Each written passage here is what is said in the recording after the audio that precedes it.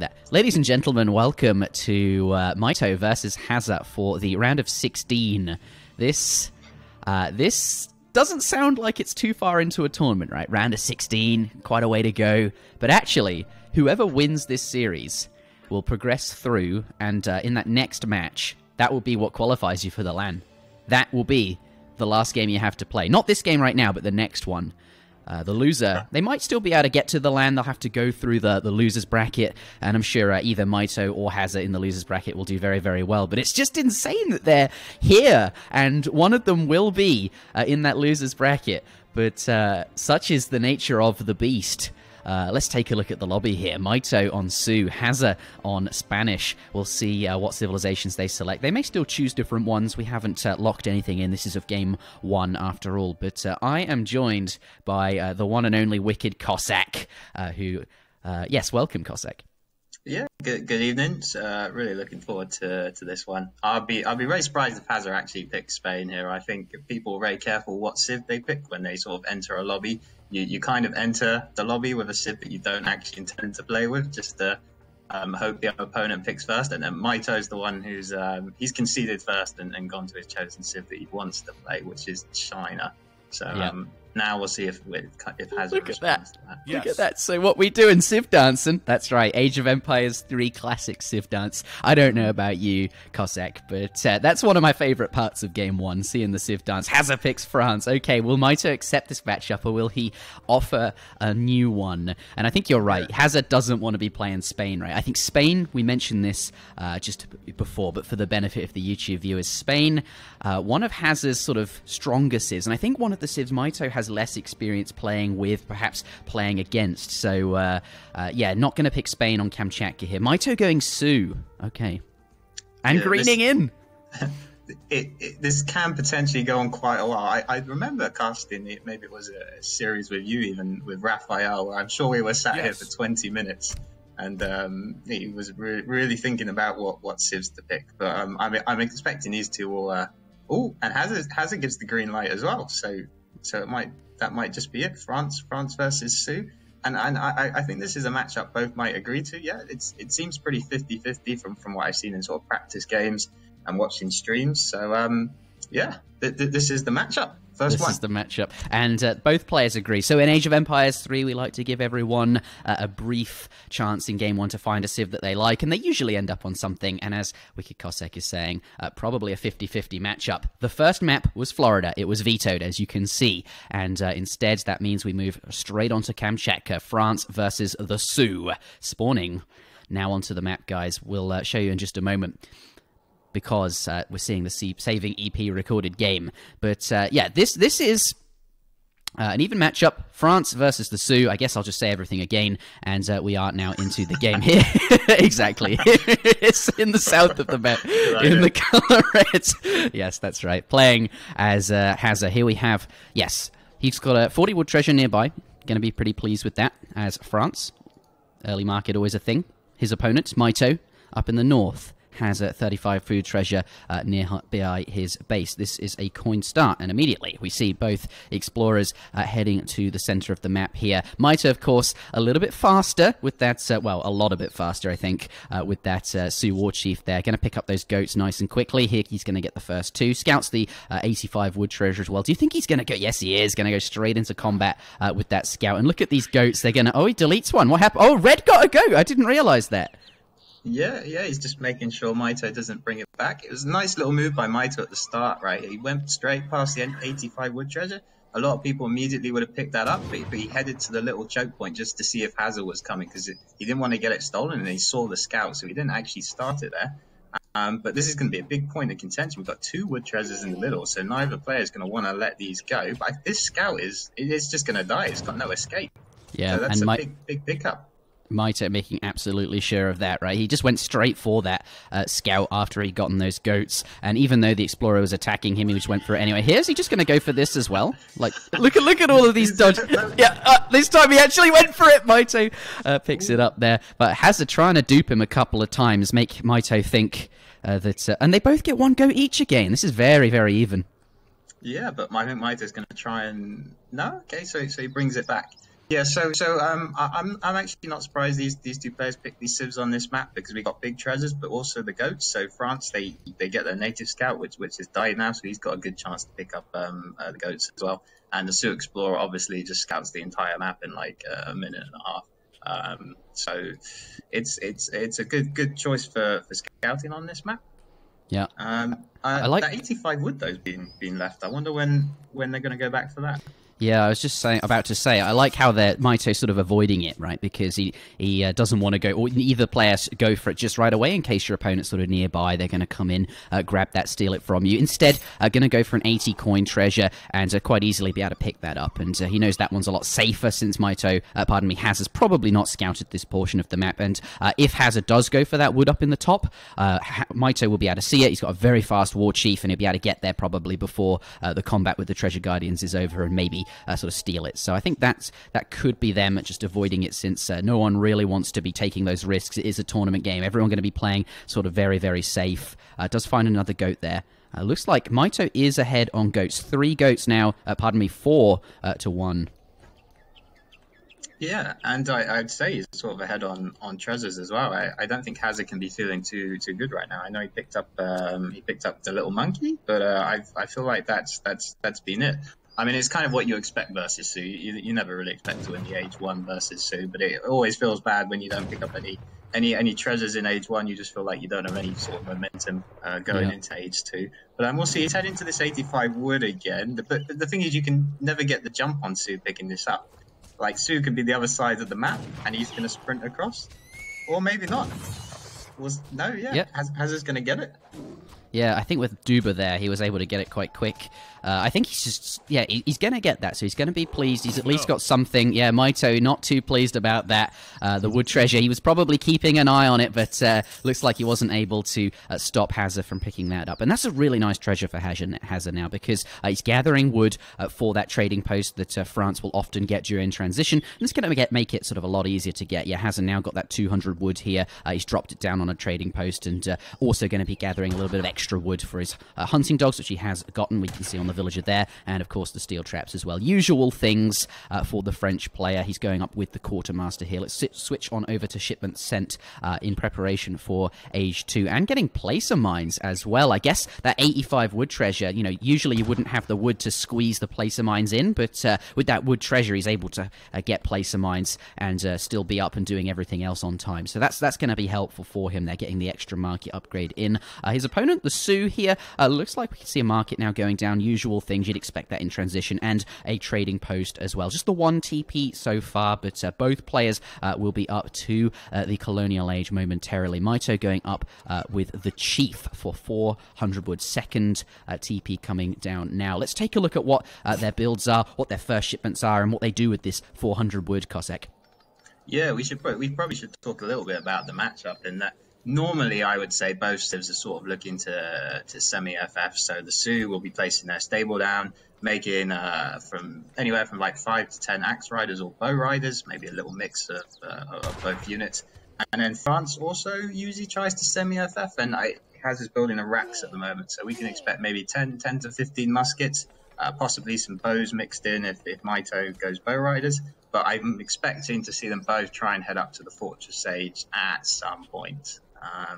And yeah, Mitoe's got his stable going down, so all things looking pretty standard at the moment. Yeah, looking no 700 wood and 4 axe riders there. Everything's normal so far, but I like this, right? That explorer coming forward to scout his opponent's base, perhaps see the stable here. But the axe riders, they arrived just in time, right? He bought just enough time, Cossack, to delay that explorer from seeing that corral in the back there. So Hazza probably coming in to try and find out what's going on in the base. He's seen quite a lot of TP, so he's going to know that Mitoe's spending a lot of wood on economic stuff right here. But he's not going to know. He can probably expect that there's a stable, but it's always something in the back of your mind. Maybe they've got a forward war hut. You just kind of want to know for the peace of mind that there's a stable there and you don't have to worry about something funky. But he sees the cav now. Nothing is going to be too out of the ordinary. But Mitoe does manage to pick up the scout there.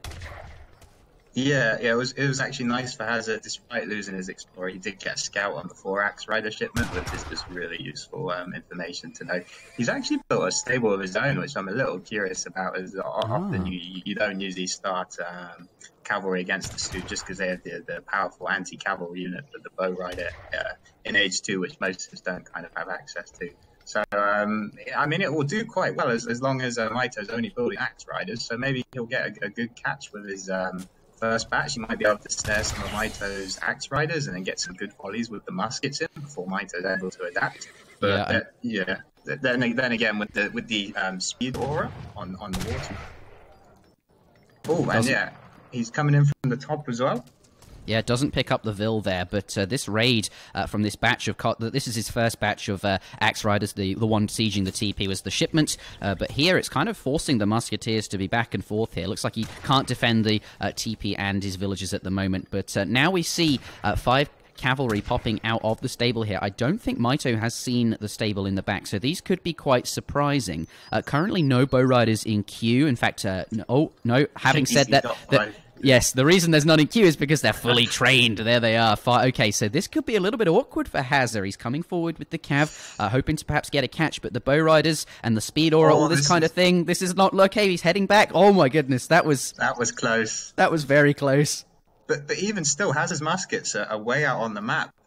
They're going to be seen eventually, and I think Mitoe's army could just get a cleanup on them. So, although Hazza does know now that Mitoe's got bow riders out, so he can be really careful with his army placement. How many vills are going to... Did he get one? Few. I think so. Let's take a look at units lost.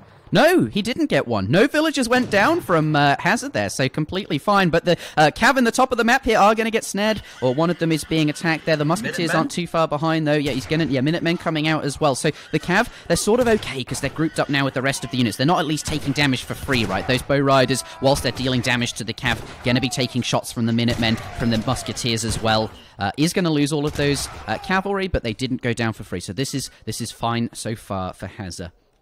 Yeah, I think that was an okay trade, actually. I was quite worried for Hazza early.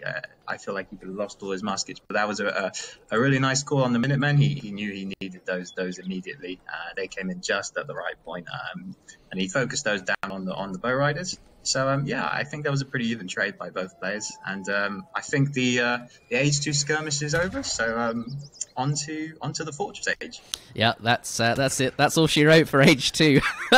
Mitoe, 700 coin after his 5 villager shipment there. So the story of this game so far is 4 Axe Riders, a bunch of Axe Riders, tried to get some Villi kills and do some damage to the trading post, perhaps kill it, sent 5 villagers for the eco, very strong card, and now heading up to the Fortress Age like you alluded to in the beginning. We expect to see both players. A really nice unit from control from Hazza there, trying to come in for a cheeky raid on the side, but pulls the Vil off the tree and sends it to the coin mine there. So everything fine. And likewise for Hazza, he spent 700 coin and the 4 villagers as well. So very, very similar things here. And he's going to be following up sort of very shortly as well. Looks like he's going to be going up with the Exiled Prince Politician, which ages him quickly. So yes, Age 1 over. No villager kills. Really nice so far. And I'd say no, all that... What happened to that husk?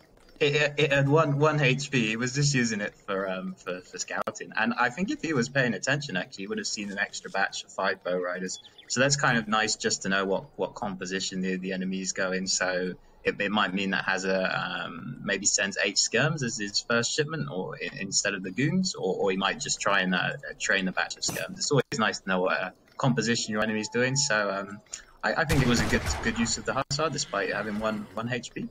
Yeah, does come in for another cheeky raid. Doesn't find any villagers, but is met by some Musketeers and some Minutemen. They take a volley and lose 1 unit here. But Mitoe, he was up first, so he's got sort of about, I think, 20, 30 seconds. I'm not sure how long it was of an advantage, which pretty much is an entire shipment. And we can see here the Rifle Riders was what he's gone for to begin with. Just so everyone knows, these are sort of very strong units. They've got quite a strong rate of fire, and they have multipliers against both. Oh, pardon me, let's take a look at the base here. Wow, it's a risky. There's lots of CDBs here. Muskets going in melee mode. The goons pop in as well, just in time. It's hard to see. I think it's very close. Mitoe's got 5 more rifles in the back, but he's getting pushed back. Actually, the skirms and the dragoons just popped out at the right moment.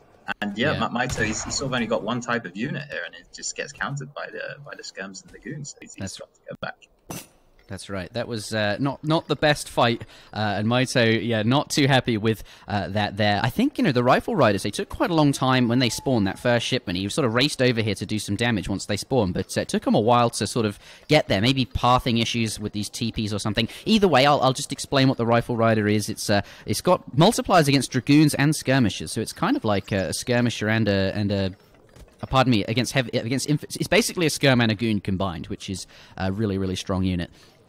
Yeah, the thing that is not so great about the unit is that it gets countered also by both skirmishers and dragoons. So and that's France's main composition. So I think what happened was Mitoe had his shipment spike in. He saw Hazza's army. It didn't look very good, and so he engaged. And of course, we had the units popping from both the racks and the stable and the shipment from the town center. So that's 3 sets of units coming in, and along with the CDBs, it was easily enough to swing it. And so what looked like a good fight to take at the time for Mitoe, he just got over eager and didn't anticipate all the extra units coming in to help.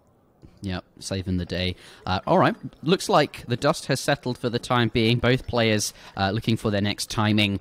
And in terms of economy, we're seeing here 38 recalculated economic unit population for France and 36 to the Sioux. But let's remember, no steel traps and actually no placer mines either on these villages. Of course, the Sioux can't get steel traps. But what they do have is quite a considerable number of TPs. I think this is certainly more than you would usually see from the Sioux. So Mitoe going to mitigate some of that economic deficit, the lack of upgrades with these TPs here, so probably about even, although slightly behind in villager count. On terms of score, looks like Hazza is up a little bit, but that just might be because his 7 skirm shipment has popped, and maybe Mitoe has some units in queue, but it looks like we do have some units coming forward. Axe Rider, lots of them there, but there are also a lot of Dragoons to meet it. Looks like both the skirms. Okay, we're going to have an engagement. The Axe Riders, though, have immediately found themselves on top of those skirms there, and they're going to have to, looks like this is not ideal.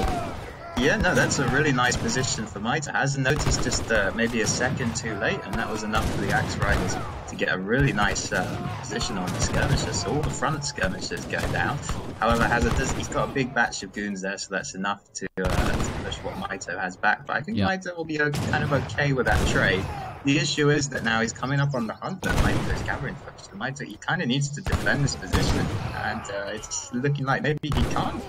Yeah, those skirms going down quickly. Hazza not afraid to use his goons to sort of get in there. And look at the Rifle Riders taking a bunch of damage as well. This is not ideal. Some villagers now dancing for the combat dance or the attack dance, whatever it's called. Not too many skirms there from Hazza, right? So he can't push in too hard, right? The Dragoon's not enabling too much pushing power. So should be okay for the time being, right? There are some Dragoons on top of his vills, but I think he's okay with a batch of skirms and some from that war hut as well. Yeah, looks like Hazza now going to have to disengage and get out of here. Yeah, the Wakinas are enough to push him back. However, I mean, the longer this goes on, Hazza's eco is just going to get better and better, and Sioux's is not going to get better. I mean, so Mitoe's got the one thing going for him that Sioux always has, and that's the scary dog soldier big button. It takes a lot to gather for, though. He's a long way off 1,500 food if he wanted to pop it. But it's one thing that both players have to consider, as it's a big turning point in any matchup involving the Sioux. So even though it looks like Mitoe's behind, all he needs is that one big engagement with the dog soldiers, and he could win. Yeah. I think Hazza kind of knows that's potentially what could get Mitoe back in, so he's focusing a lot on Dragoons right now. We can even see the Cav combats come in, so he knows like the one chance Mitoe has to get back into it, he's going to try and make sure that doesn't happen.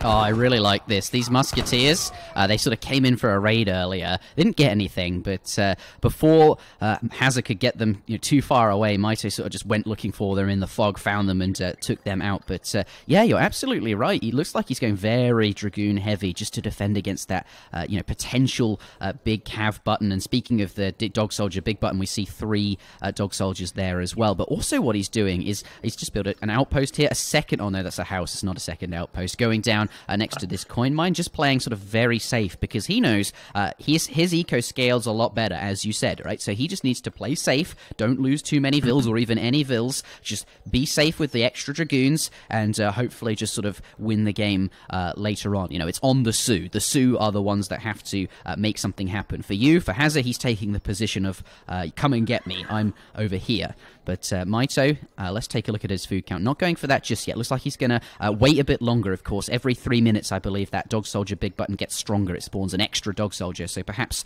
could do it now. It's, you know, certain a couple of villagers going to go down. But ultimately, I think it's going to wait for the dog soldiers a bit longer when you get more of them. 2 falconets have come out, though. And Hazza now pushing his food. Yeah, he's in a nice choke point as well. We've got sort of 2 mini pawns either side, so it's going to be hard for Mitoe to get an angle. In fact, he's going to go in. I don't think he can hit the Falcons. He's not even going to try and go around. That's not a good engagement for Mitoe. These Falcons can get another big. What? Look at that. 4 or 5 Reginas go down, or the Axe Riders down at the front. I think that's it. Yeah, and Mitoe has resigned there. That fight, they're not going too well. But, you know, a lot of players, I think, would just jam all their units on trying to get those falconets, right? Including the skirms, and then maybe the cavalry path around trying to get to them and not be doing any damage just because they'd be walking about. But Mitoe does... Oh, having said that, though, it looks like this one does have half HP. But I think he knew that his economy was getting worse and worse. And I think he knew he was a long way off the dog soldiers. And here... just tries to take the fight. He knows he sort of has to do something, and he sees it isn't going to work out, and concedes that game 1 to Hazza there. Yeah, looking back in hindsight, actually, I think maybe it was the Age 2 decided that a bit more than I thought it did. It kind of looked like they were both even after Age 2, but thinking about it more, I don't think those 4 Axe Riders really got enough damage done. Hazza did well with the Minutemen. He called them at the right moment, and he didn't really take any damage. And then Mitoe overcommitted in that first engage in Age 3, and then was kind of all downhill from there. But that was a nice game to start off with. I think pretty well played by Hazza. He deserves to pick up that first one. Yep. And does exactly that. So let's take a look at the post-game before we head on out there. So we take a look at military unit population. We can see the sort of early spike. Where is it? From Mitoe. We see, you know, first 4 Axe Riders coming out very, very early here. And those not doing too much damage, you're saying, and perhaps then just a shipment behind for the whole game, potentially. But let's take a look at all resources gathered as well. Looks like Hazza is ahead. Sort of expect that from France there. And Mitoe, the Sioux, not able to pick it back up in the Fortress Age. Let's head on out into the lobby. Yeah. So Hazza, he's the player that has to pick first now, and it's on ESOC Baja, California, which is a nice ward. Oh, is it Baja? I don't know why I call it Baja. But it might be Baja. I don't know. It's certainly Baja, California. There, that's right. Yes. Yeah, it's a good map either way, and you can see Hazza's he's chosen this civ. He typed in chat before you joined it. He's locked in Japan, which is a very, very nice pick for this map. Oh, wow. That was exactly 50% of all bets was on Hazza in the previous match. So it was a very, very even. People think this is a very evenly matched series. But yes, Baja, California coming up next. Hazza has selected Japan. He has to do so first. He has locked in Japan. Let's take a look at the lobby and see what Mitoe will pick in response. Currently on Sioux, which was what he picked in the previous game. But we'll take a look now and see if he decides to use something else. And I expect he will. But yeah, I think so too. I mean, both these players have pretty deep civ pools, to be honest. They can play, I reckon, maybe 10 to 11 civs each that they'd be comfortable using in the tournament, and they can play the other 2 to 3 civs anyway. But I'm thinking Mitoe might be considering French, possibly. I know he's a big user of French. They're solid against Japan. The only issue is maybe you're lacking in water capabilities. You know, Japan's going to be shipping maybe 3 boats from the Portuguese consulate, possibly 5 boats. So you might want to civ with a bit more water capabilities. But I'm leaning towards him picking. Oh no, incorrect. China. And this feels like a sort of comfort pick for Mitoe. But I think before we get into this series, we're going to try out taking a look at a highlight that we made of the previous game. So let's see how this goes. We're still working on this format. Oh, looks like we do have some time, though, because Hazza wants to go check his deck. He knows he's up against China, so he needs to check his deck is ready for that. Let's take a look at...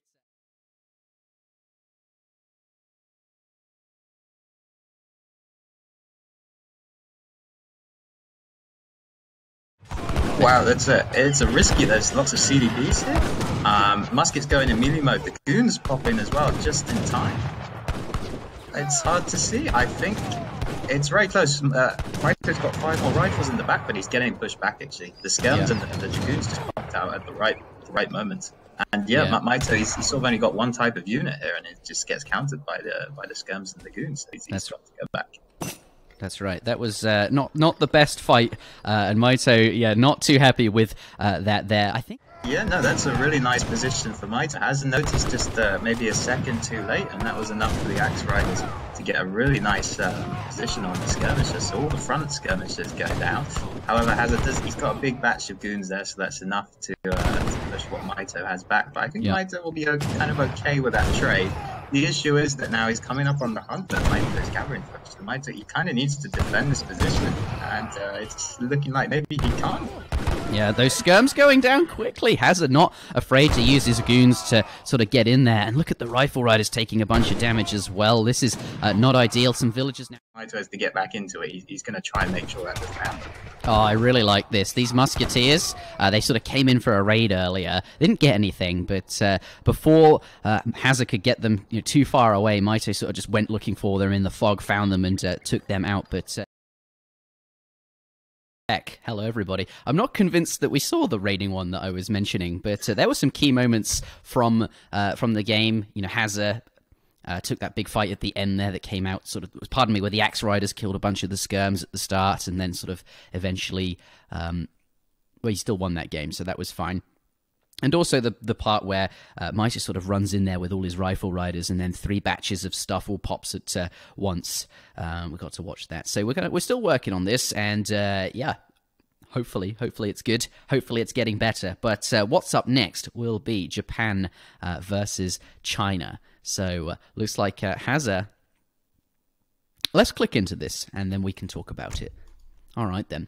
So coming up next, we do have Japan versus China. It will be Baja, California. This is game number 2 in a best of 5 series. God, it's so short, isn't it? For such a, when you say Hazza versus Mitoe, you're always like, oh yeah, it's going to be a best of 7 series or best of 9 series, because that's usually where they end up meeting in the later rounds, where you have these sort of longer series. But for the whole New World Championship qualifiers, it is best of 5s, except the final round that will qualify you, which is a best of 7. But ladies and gentlemen, spawning on the right-hand side of the map in the color orange, we do indeed have the Hazza.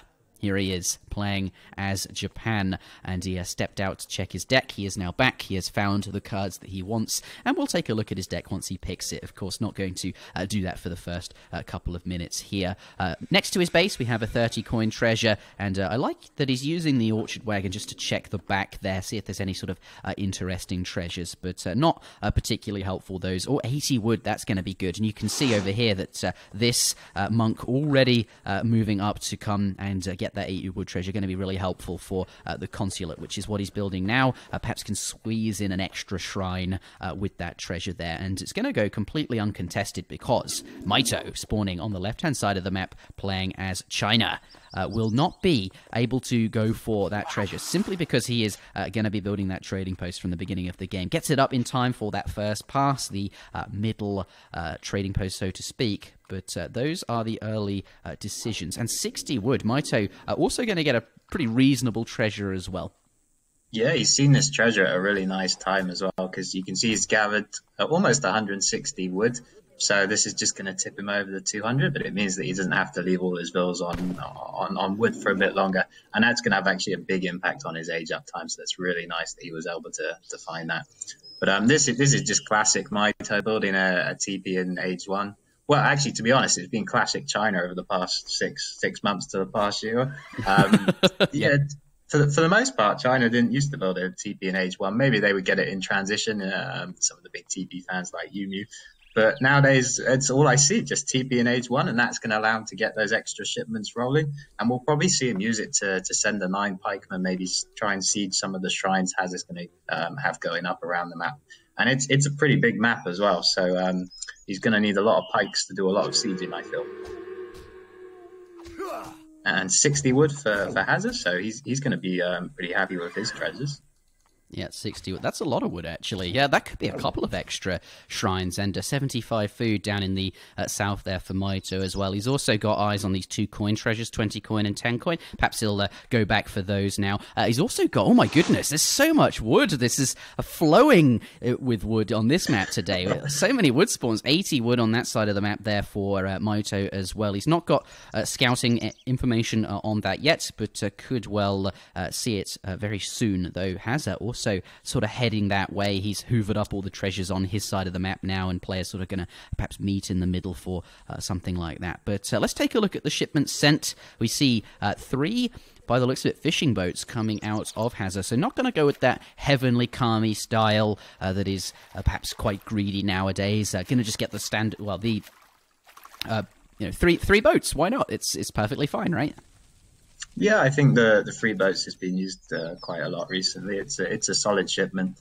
The main reason Japan often liked the Heavenly Kami was because their villager option was only to 2 villagers. But when you're able to send 3 fishing boats, and you know that they can gather sort of uncontested for quite a while, it also preserves the food on his cherry orchards, which is something Japan is quite conscious about, as they can run out of food pretty early on, and then they have to spend that extra shipment on another set of cherry orchards. So just being able to gather extra food from the fish is really nice. So I like the choice, and he's already going a little bit kind of easy here. I'm surprised against China, but yeah, being safe, can't complain. Yep. I like this. I feel like we've seen Japan do this on quite a lot recently, and quite a lot on this map as well. How come you find it surprising versus China? Usually I just always have in my mind that Civs like to wall up against the super aggressive Civs, Aztec, Russia. But it seems now that the wall itself is pretty cheap. It costs a bit in terms of villager seconds, but it's not too much. Maybe spending 100 wood on this wall total, if you include like the wall segments and the villager seconds, which is it's certainly less than he picked up in treasures. So it's not a huge investment, and it certainly adds a lot of security to whatever strategies he's going to go with it. So that's true. It actually, I just counted the segments. It's 50 wood, this wall, plus the villager seconds used to build it, I suppose. But yeah, it covers this whole sort of portion of the map, going down to the water and using the village as a natural barrier there. So the only entrance to his base is going to be through this passage, which is covered by 3 shrines. So he's going to see sort of anything coming there. But let's take a look at the players' decks, because they are now sort of hitting up to the next days. Of course, Hazza with the Toshogu Shrine for the shrine benefit there, and we see crates on the floor for Mitoe. Let's take a look at his deck. Oh, okay, there's a few extra sort of industrial age cards in here, so makes sense. You're going to be going to the Fortress Age relatively quickly as China, so just fill up, instead of having lots of colonial age shipments where you're not going to be spending that much time there, why not add in sort of 17 Arquebusier Air, 18 Changdao Swordsman, lots of military shipments in here as well. Wow, so I was just wondering what Mitoe was saying lol about, and if you have a look at the bottom TP, you'll find the answer there. That is... oh my goodness! That's not good. That is not good for him. Is he going to send a villager maybe? Yeah, we got a villager coming down to finish that, because he wanted to send... Yeah, he wanted to send his explorer to the north TP, which he didn't know Hazza was building at the time. So good pick up there by Hazza to stop sort of a free stagecoach incoming. Mitoe's going to have to sort of divert some of his resources to go seize that down. Maybe if we see the 9 pikes come in, they'll probably head over there. But yeah, not the smoothest of starts. No, that's not ideal. God, that's got to feel so bad when you don't finish your trading post. They're getting up perhaps a little bit over eager, but does have 2 of them now, but only just now completed, which is a shame. But we'll have lots of extra XP for that fast fortress. It's going to start with 700 wood. This is also Mitoe all over, right? He's not going to send the 700 gold, which is something you'll often see with the fast fortress. He knows his opponent's playing Japan and has indeed built this wall and is not going to be aggressive at all. So he's just going to gather the coin to age and instead have an extra shipment for when he gets up to the next stage. And it looks like 5 fishing boats coming out of Hazza as well. So he's sort of playing this very, very slowly. Should we take a look at Hazza's deck and take a look what's there? Nothing out of the ordinary. Curious shipment choice here by Mitoe. We got the 8 Sioux canoes. Normally that would kind of imply you wanted to be a bit more aggressive, but he's heading up here to use them to siege. So I don't know if there's been some new development in archery technology recently, but it's not usually the siege unit we see. Normally I'd be expecting maybe the 9 pikes. 9 Quang, he sent them as well? This is very, very... Okay, so looks like Mitoe might not even be going up to the Fortress Age. We're so used to seeing that, but clearly here, 2 military shipments, one after the other. Surely he'll go up there at some point, right? China, not the best in Age 2. But here we are. Yeah, and also the thing with this TP is it sees everything, so Hazza will know that's a 9 pike and an 8 Sioux canoe shipment just by the way they sort of walked in. So he'll know exactly what Mitoe's been sending for shipments, and that's going to allow him to adapt. In fact, he's adding a second wall. He sees the size of Mitoe's army. He knows he's played super greedy himself. We can see he's got 10 fishing ships out on the left and got another 6 out on the right. It's an insane amount. So Mitoe really needs to do some damage. I mean, taking down 1 shrine and a TP is okay. I mean, it's netted him the stagecoach, which is good. But I don't think Hazza's going to be too concerned. He's aging up and he's got 16 fishing ships. That's a humongous amount of ego. Yeah, that's the 3 shipment. Oh, pardon me, the 3 fishing shipment, the 5 fishing shipment twice, and the Portuguese fishing fleet. So, not going to get... It looks silly, doesn't it? There's so many of them, but no dock. But such is the way of things. It does have quite a few fishing boats, and you can see on the recalculated economic unit population here, 50 to 27 there. Or now back to 49, did lose the shrine. But looks like Hazza considerably further ahead in terms of economy. But what that is not taking into account is this stagecoach. So Mitoe sort of does have that going for him. And indeed, China very strong in the Fortress Age as well, which is something he's going to do now, right? He surely can't be leaving it for too long there. The Wonder got all 8 villages on there to get that up in exactly a minute. Going to go up nice and quickly. But yes, now going up to the next stage. Yeah, it's hard to know if maybe Mitoe invested... too much into this Age 2. He's certainly clearing out the shrines, and these units are still going to be useful. So the main thing that he has lost is time. So Hazza's kind of got the choice to either defend. Maybe Hazza will go up to industrial. Mitoe's going to keep seizing these shrines. Actually, he's done well to keep Hazza. He's at 100 population at the moment, and he's possibly going to go down even more. Yeah, there's 3 shrines here, or even 4 shrines here that's sort of nearby to kill, and he's got quite a few pikes in there, so he can take them down quickly. Let's see what Japan has. It has now got some Yumi Archer out, so they're sort of now coming to defend this, but I wonder if they'll get there in time to defend this sort of second shrine that's there. Look at that, 1 Chocanu coming forward to spot the army. I really like that, and he's going to get the Chocanu out there, so just making sure he can see what's coming. Yeah, that's a pretty crap job for that Duke Canoe, though. Yeah, I wouldn't want to be that guy. Yep. No, but so I mean, that's still sort of the only fight that's happened this game. Right? We had 10 minutes, and that was the first sort of shot in anger, really. 1 Duke Canoe going down. Looks like a dock's going down for Hazza now. So planning to get on the water and really consolidate that economic lead. He doesn't look like he's afraid of Mitoe. Perhaps Mitoe stayed Age 2 for quite a while, and Hazza's thought, oh, well, not too much. Yeah. I've got time to build a dock and to perhaps make some fishing boats, just sort of weaving that into his build. Hazza's banking a lot of resources now. That's making me think he's going to try and head up to industrial. Mitoe is not banking a lot of resources, and he's got 90 out of 90 population. So I think we're going to try and see if Hazza can make it to industrial, while Mitoe actually tries to make a push. And doesn't look like he's pushing just yet. I guess he's waiting for his first shipment, that kind of thing, to arrive in the meantime, just killing shrines, stuff like that. But he's added in a second town center. Look at that, Hazza with that 1,000 wood he shipped, really going ham on the eco. 2 town centers, a dock, and can use the rest of the wood just to train a few fishing ships there. So this is, but But Mitoe, he's not too far behind, right? Look, it looks like he's caught up quite considerably, actually. He's doing a good job of cleaning up all those shrines, and he does have the stagecoach here as well, so... Oof.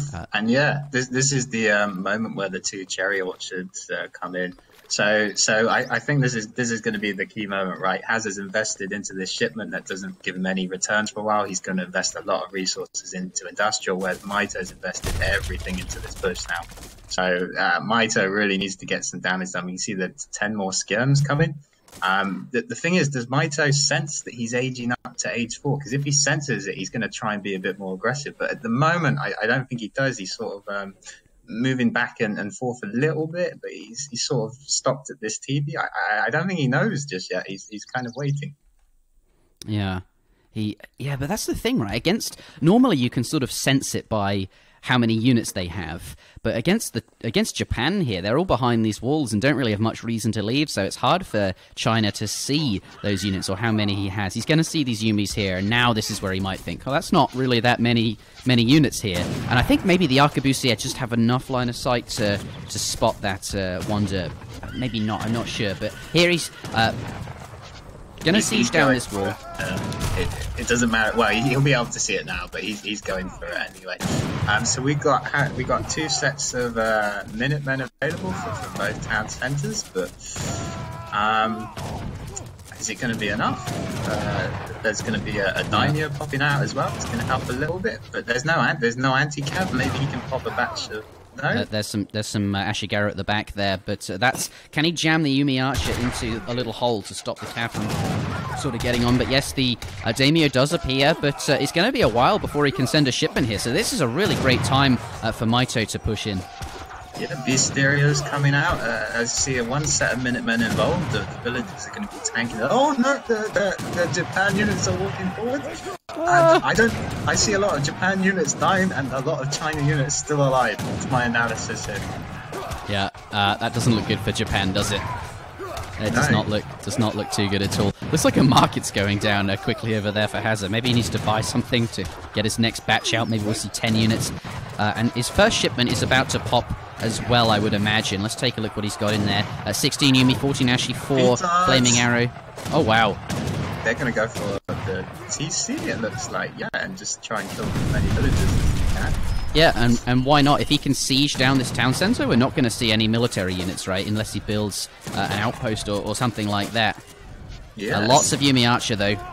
Yeah, that was a nice position. He popped them out. The daimyo at the back. They're going to have a good position to fight these cav, actually. Only 2 or 3 cav are really going to be able to hit them at the time. But at the end of the day, it's still cavalry. And these are archer units. There's no anti-cav, so as good as Yumi are, I don't think he's going to be able to hold this. Yeah. Yeah, Mitoe actually gets a better position now that the Yumis are kind of out of that little choke point. And now the daimyo is down. There are definitely no more shipments if the town centre goes down without that. Oh god, look at this. All of the archers. And that could well be all she wrote. Yeah, look at that escape. They popped in the fishing boat there, and there are 6 units in it. Where are they going? Yeah, only a few. Oh, but there's the natural defense. But it's no good, is it? 16 Yumi pop. More? Yeah. But the trouble is, though, there's still a lot of cav on the field. Gate coming in. He can escape through the gates. I mean, Mitoe's going to be focusing a lot on getting these cav batches out. He knows that Hazza's only option to sort of the 4 flaming arrows or the 16 Yumis, and so he's focusing a lot on these cav. And as good as the Yumis are, I mean, he's some cute micro here using the gates, trying to get as many volleys in as he can. Yeah. But we got two war junks as well from Mitoe, so they're going to help deal with the fishing ships. Where are they? All over. Here they are. On the right, yeah. Yeah. Ouchie. Yes. 14 Ashi arrow. Well. At least he did get the 14 Ashi out just in time. Yeah, these are H2 Ashi though. Yeah. And he's got discipline coming in now, but I think Hazza just sort of going very, very greedy there. Maybe he spotted the sort of Age 2 from Mitoe. Mitoe sent those 2 military shipments in Age 2, right? And perhaps he just sort of overcommitted to booming, built the dock, second town centre, and then... I think he had the anti-power spike moment. Is there like a name for the opposite of a power spike? Is that a thing? That's a good question. I know what you're trying to say, though. Perhaps we should come up with a name for it. Yeah, he shipped like the 2 orchards at the same time as investing in the age up. And like both of those things are anti-power spikes for Japan. And when you overlap them and combine them, you just get a super anti-power spike. And that was Mitoe hit about a minute after that. And even with the 2 town centers, we saw there was nothing Hazza could do. He just kind of got rolled over. Even with some nice Yumi placement, you know, it wasn't even close to being enough, to be honest. Yeah. And that's going to be game 2. But shaping up to be a good series then. 1-1 at the moment.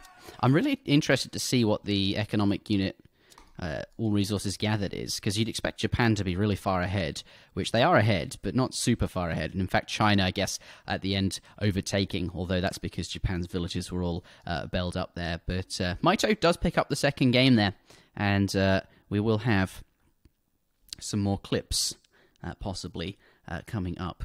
But let's exit this game. Let's take a look at the Civ selection screen. The next map will be Deccan, but the score is 1-1. Hazza can no longer play France. Mitoe can no longer play China. And China is one of Mitoe's sort of stronger civs, one of his sort of comfort civs, something he's very good with. Doesn't have access to that anymore. Yeah, very, very true. Whereas, actually, yeah, that's a good point, because the only civ that Hazza's lost is French, whereas I don't think that's a civ that anyone minds losing, just because it's everyone can sort of play French. It's just kind of a casual pick that you go to when you need. So Hazza maybe with the better civs available to him left. But yeah, Deccan coming up. Mitoe says he's going to be right back 2 minutes while he thinks about his civ, so gonna put some thought into it. All right. Take it seriously. And that's I'm pleased to hear that. So whilst Mitoe takes it seriously, Mitoe, of course, having to pick first. So we'll see. You know, very important. He has to pick first, right? He needs to really give that some thought. Whilst he's deciding, let's take a look at a good example of Mitoe attacking sort of Hazza's eco in the early portion. Is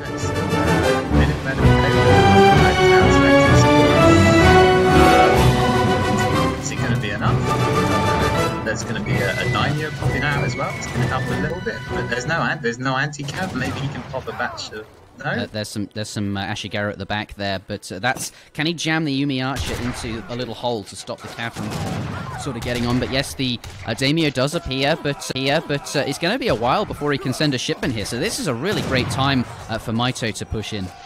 Yeah, these stereos coming out. I see one set of Minutemen involved. The villages are going to be tanking. Oh no, the Japan units are walking forward. I see a lot of Japan units dying and a lot of China units still alive. That's my analysis here. Yeah, that doesn't look good for Japan, does it? It does not look too good at all. Looks like a market's going down quickly over there for Hazza. Maybe he needs to buy something to get his next batch out. Maybe we'll see 10 units. See from the way that was titled, lots of shrines being attacked, the eco being attacked in the early portion, but that was Mitoe's sort of first push into the game, and it really highlights what you were saying, Cossack, about that sort of power spike or anti-power spike, right? When the 2 cherry orchard arrives, it's kind of like you lose a shipment because you just have to send it or you have no way to get the food, so you're sort of a shipment down on your curve. And also when you go up to the industrial age, it costs so many resources that aren't invested into military. It was a really weak time for Hazza, so Mitoe coming in at that really good time for him to come in when Hazza was weak and sort of doing lots of damage. And you can see just Hazza just sort of crumbled there. The walls went down and nothing really happened. But that was our clip, and we're now back into the lobby. So yeah, I wonder if maybe Hazza thought Mitoe was going to go age 4, and he kind of gambled a little bit on that, only because we've been seeing quite a bit of age 4 China this tournament. I think Hazza was there watching Lucas, who's a very, very good China player, often likes to go industrial, and so Hazza just might have had that in the back of his mind, that the meta at the moment, China going to industrial. And so obviously it wasn't the case. But I'm wondering if maybe that's what Hazza had was thinking, and that's why he made the decisions that he did that game. Oh, that's interesting. Okay, so that's why it looks so like Hazza performed so poorly, because he was anticipating sort of something else, but got it wrong. Yeah, we'd have to ask him to know for sure, but I feel like Hazza was there watching Lucas play a lot of China in the tournament so far, and we've seen a lot of China go in H4. I know it's something that Emu likes to do as well a lot. So I think it's just a thing that's been happening a lot recently. So it would be my guess, but it might be that maybe he just screwed up. Who knows? Yeah, we will have to ask him, I suppose. But Mitoe still on China. He's really thinking this through. He's really wanting to land on a good civ. The map is Deccan. So yeah. So bear that in mind. Oh, that's a funky fade. Oh my goodness. Sorry, continue. All right. I was going to say, so kind of popular civs that we see on Deccan. India this is kind of their home map. Lots of yaks. They age really fast, so it could be a good choice. British as well. They often make very, very good use of the high starting crates, more so than other civs. So that's another civ we see here. And then I think I've seen Japan picked quite a few times as well. But there we go. It's going to go with the Brits. Yeah, British coming out. Okay, so British strong. I mean, the one thing they're going to struggle with on this map, I think, is gathering the yaks, right? Because they have just the sort of one explorer. Although British, they don't want to be making trading posts. They don't need to do that. So can just get straight into the middle. Maybe that's not as big of an issue. But yeah, has it immediately with the counter pick as Russia. He didn't need to think about that at all. So obviously he knows this is a matchup that Hazza obviously knows it's a matchup that he's comfortable in and is happy to take that. All right, looks like Hazza. He sees the British pick. He was definitely confident on Russia, but he does need to check his deck. So we're going to add. He's going to make sure he's got all the right cards, and we will hop in to game number 3. The score is currently 1-1. Russia versus British. Okay, so most of the time when we've been casting on Deccan, I have been seeing those sort of India picks, those Japan picks, as you mentioned. So here we're getting a sort of Euro matchup. Let's switch on over to the Civ selection screen, because I'm interested to see what other maps are in here. So coming up later, we've got the Thar Desert, which is a non-trading post map, something where British perhaps could be stronger. But also Russia's very strong on that map, and Hazza sort of using it up now, so won't have Russia available for the Thar Desert. Maybe, though, they just intended to play sort of India on the Thar Desert. That could explain why no India has come out there. Of course, Mitoe putting a lot of thought into his picks. Maybe India was on his radar for this map, settling on British because he didn't want to use India for the Thar Desert. Yeah, you bring up a good point about Thar Desert. I'm actually pretty curious to see... Oh, error joining. Host game is full? Yeah, what is this? The Queen Elizabeth is in reserving slot 2. Yeah, I'm very curious actually to see Russia on Deccan. Normally, I would say Russia versus Brits is a nice counter pick for Hazza, but for some reason I feel like the high crates really affect this matchup actually, and Russia gets a really awkward age up on Deccan, because so normally you're aware you get the choice between 14 and 17 builds. On Deccan, you can choose like 5, 8, 11, or 14. You get so many options, and I feel like none of them feel good. So I'm really curious to see how Hazza plays it. I don't know how the high crates really help Russia. Yeah. Well, yeah. How does that affect Russia's sort of age up? Because they often have that choice between 14 and 17 villages, but on Deccan, I imagine it's going to be one batch sooner. But surely you don't want to go up with 11 vills. That just seems kind of bad, right? So 14 vills would be the same as usual. You're not really going up any quicker, whereas British probably will be going up a vill quicker. So I think you're absolutely right. The high crates is just going to improve Britain's odds, but also this map, we do have the really sort of small chokes, which you can wall up with manor houses even, so you can just sort of make the chokes smaller, make it very difficult for Russia to take fights, things like that. All these things possibly affecting British, and that might be why Mitoe has picked it. We'll see what he has in store on this map. But ladies and gentlemen, this is game number 3 in a best-of-5 series between Mitoe and Hazza. The score is 1-1. The winner of this series will progress through into, if they win that next game that they're progressing through into, they will qualify for the LAN tournament hosted here in the Escape Studio in July, and their opponents will drop down into the lower brackets, where there is still a chance to win, but it could be tough, tougher route. But here we have the game, spawning in the south of the map in the color teal. Cyan, whatever it is, the British player actually veering off to the right immediately with his Explorer there. Going to come across 40 coin. Okay, so is interested in using his crack shot. Will he pick it up? Yes. So he's not going to pick it up. Head on straight to the trading post. Come back for the coin later. British actually intending then to go with that trading post. Perhaps we'll see Virginia Company here. Something else I think that makes perhaps something British can get away with much more easily than usual, since, of course, you have all these extra crates. You're able to get a trading post pretty much for free, but what he is going to do is surrender all of the yaks to his opponent here. We can see Hazza has come out into the middle here, has found a yak there. His opponent's not going to be gathering any of these up, and is basically going to get them all to himself. Yeah, so that's the difference in the early choices. You can either choose to go for that early trading post. I know Hazza's a big fan of the early trading post, actually, so I'm kind of surprised he chose to go for the yaks. I was also spent the first 20 seconds of the game trying to count up how many food crates Russia spawned with. he had 900 food. That's a lot of food. Yeah, that's a lot of food.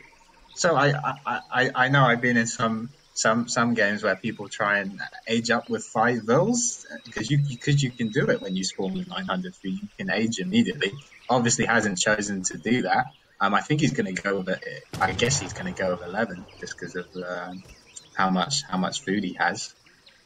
But the amount of crates is crazy. But he's not really utilizing them at this moment. No trading post as of yet. Yeah, and no market either. It makes me wonder if he is going to do exactly what you said. Go up with 11 villagers and then use the wood crates for a super forward, super early blockhouse where you don't have to gather any wood during transition. And look at all this coin on the floor. He could just have all his vills on food, and he's got enough coin for days. He could train all the units he wants for quite a while before that coin is sort of depleted. Yeah, so Vill's coming forward already. I've just noticed he hasn't sent his shipment. So baby, this is just full aggression. So he's going to be like shipping 5 Cossacks, 4 Cossacks, 13 Strele. He has to be careful where he doesn't get scouted by this trading post. Okay, so the Vill's. He's fine. Side and look at this, walling up the side here. But I think Hazza probably expected something like that from Mitoe. We've seen him do it in lots of previous games on this map. So gonna go with the side rush. I'm worried though that shooting this hunt might sort of give the game away for that sort of first batch and first shipment there. But looks like Hazza skipping his first shipment, not going to go with distributivism. This is very, very aggressive here. I wonder how Mitoe will do against this. Blocking up the pass here, but that's not where the aggression's coming from. It's sort of coming on the side here. But having said that, he has got quite a lot of food in his base. 2 elephants there, this hunt near his market, and indeed another hunt behind that as well. And berries to top it all off if he does have to use them. So actually, Britain going to be fine there. Looks like, though, we're not going to see Virginia Company after all. I think he just wanted the extra XP trickle, the extra sort of curve there. Thank goodness for that. Yeah. might be an issue. And Hazza, I noticed Hazza already ate one of his yaks, and he'll probably be eating a few more. But this is very, very all in. So he's even going to get a siege on this outpost. That's going to help out a little bit. Yeah, he knows that Britain likes to age up with this.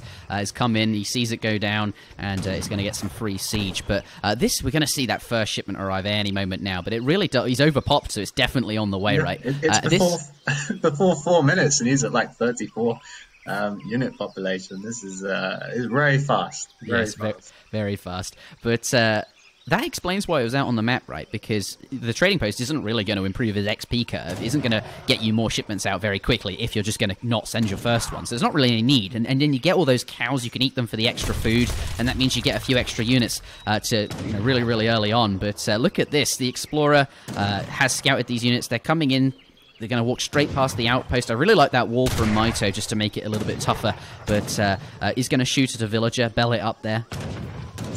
Yeah, pretty good scout from Hazza early on, saw the rack, so he knows he's safe just to go pure Strelets only. British doesn't have access to that free Hussar shipment, unlike a lot of other European civs, so he knows he's just fine to sit here, idle all of Mitoe's villagers.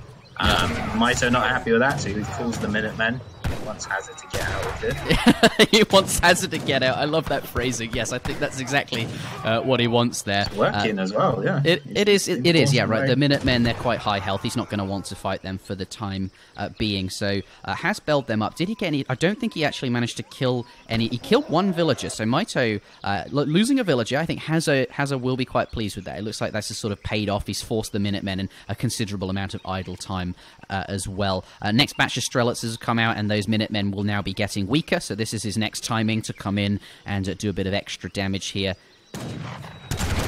Yeah. He's going to take those Minutemen out. Yeah, Mitoe's doing a good job of not idling all his villagers as well for the moment, still gathering quite well. Hazza's going to push in, we'll see if he gets any villagers. No, killed just there. Yeah, we do have a stable going up. Let's see if Hazza sees it. He's going to stroll right past. Oh dear, yeah, he's going to find it. Looks like the villager, though, he knows it's there. I like where it's placed. It's quite far away. It's somewhere where your opponent's unlikely to see it. But delaying the cav is going to be tough. These Strelets are really causing him sort of some issues here. But I like Mitoe. He's not overreacting at all. 5 villagers, 700 wood. He's just going to play it cool, get those strong economy units out. He hasn't lost any villages. He's doing a very good job of that. Although that Explorer might go down again, it's only just gotten back up. But playing it very cool and not deviating from the build. He knows that he doesn't really need to send shipments just yet. The outpost can handle this, and if he's careful with his vills, he should be okay. So not overreacting here. Yeah, he has still gone quite greedy with the free villagers, and he's got to be careful that he doesn't get into this situation where he's constantly idled. He needs for Hazza to sort of have a break. Here we go. So 6 muskets, some villagers fighting. Mitoe's gonna try and stop the idle, but yeah, good focus fire on the muskets, and yeah, I think he's got some longbow in the back as well, which are targeting the Strelets. Good focus fire by Mitoe. Walls going down now as well to stop those cav from being able to get on top of them. Really create lots of chokes and sort of defend those longbows, make it very tough for Hazza to sort of deal with those. So I think now Mitoe has stabilized there with the 6 muskets and those 5 longbowmen. Villagers now coming out to get back to work. And let's take a look at the economic unit populations and things like that whilst it's this point in the game. So Hazza, he's going to use this downtime to finish or kill this trading post. I really like that he ignored it for so long. It means, he can go and do damage to the villagers, and then when he's not got anything else to do, he can kill the trading post here. So, Mitoe on 31 villagers, Hazza on 20 here, and Hazza doesn't have his distributivism either, so is sort of not great economically speaking, and he hasn't really done sort of all that much damage with this rush either. So I think Mitoe in a really solid spot at this point, but it's not over just yet. 700 food coming in for Hazza. He's going to use that to add in more military units, and now coming in with some Cossacks and the Strelets. Does pick off a couple of muskets. Still not really very many units for Mitoe, so still a little bit dicey, but if Mitoe can keep this position, he's doing okay. Right now getting the Vill HP upgrade. He's got steel traps, he's got plenty of villagers. As long as Mitoe doesn't die, he's okay. I mean, that's kind of obvious, right? But, yeah. He also managed to get the stable up at the back. But just looking at this, I'm actually quite liking Hazza's position. He's now got the stagecoach. Well, I can imagine he's going to add in this 3rd trading post. And even though it looked like he didn't kill many villagers, it seems that maybe he just didn't need to. Maybe all he needed to do was actually just bell Mitoe up, stop Mitoe from making any more manors. We can see actually Russia is at 75 housing space, whereas British only has 60, which in general is not a great sign for British if Russia has more houses than you do. Yeah, that's a fair way to put it there. 700 coin coming out as well now.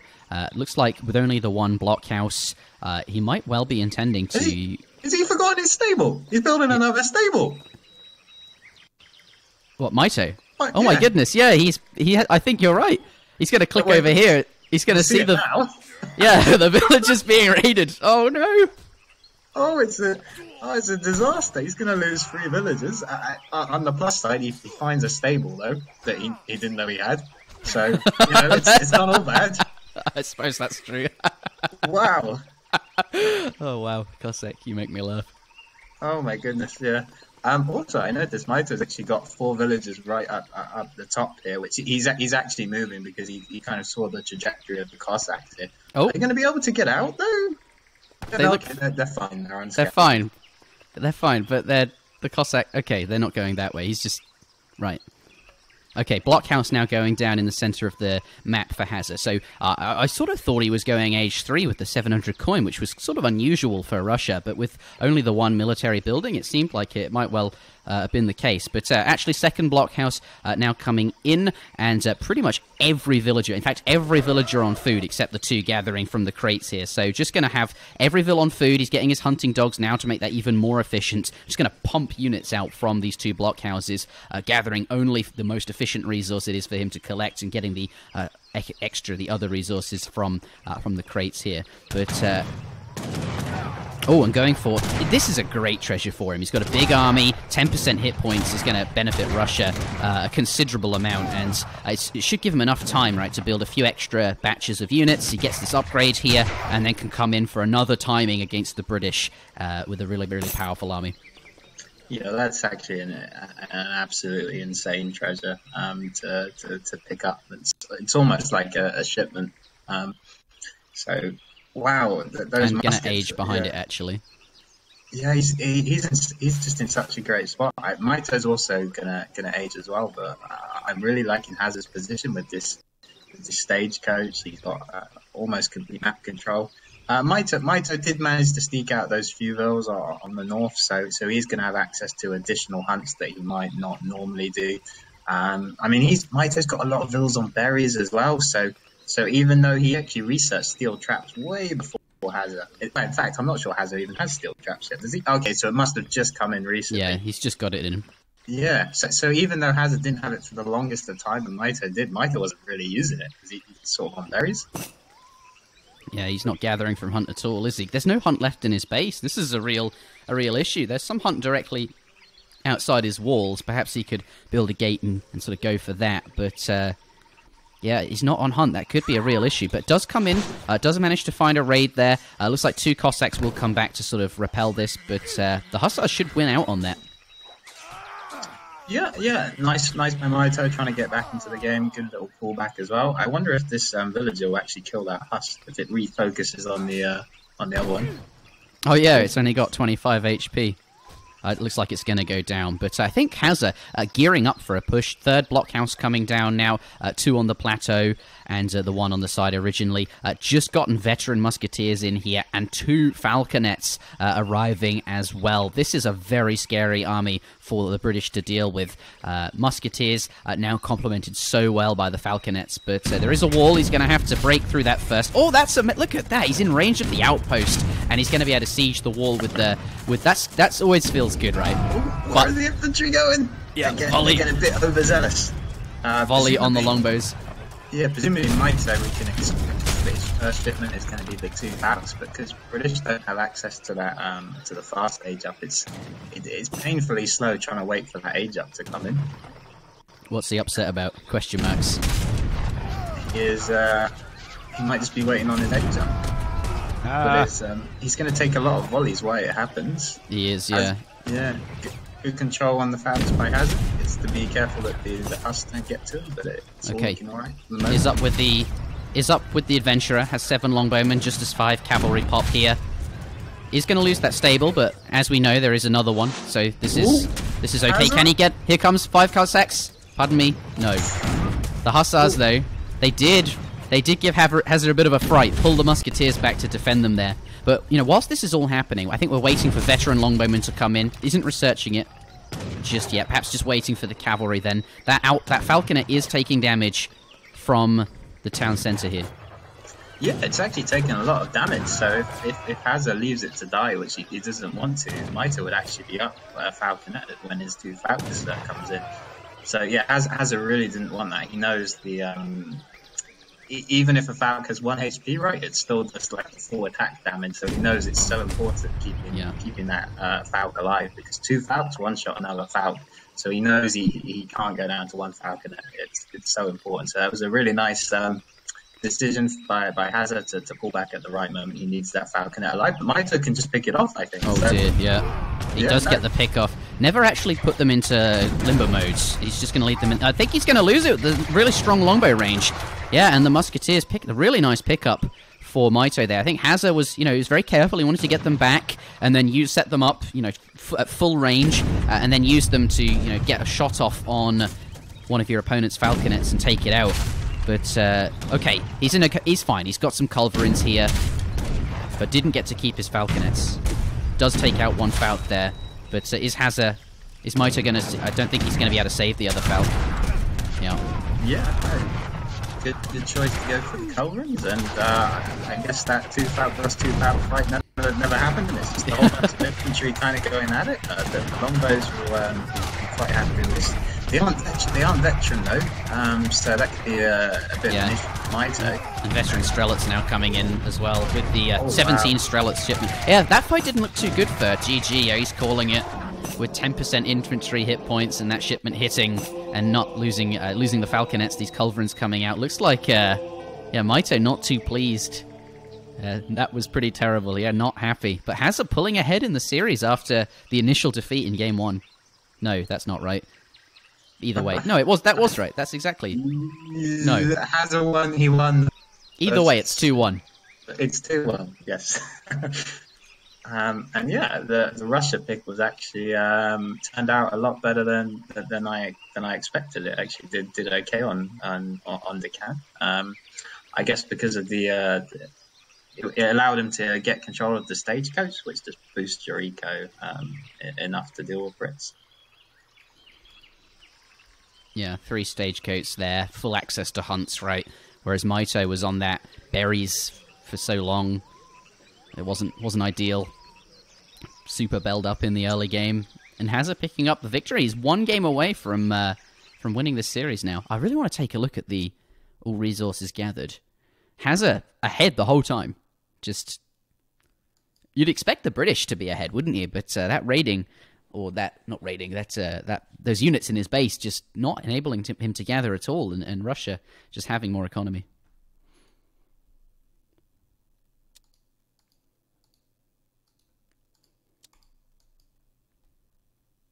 Let's head on out into the lobby.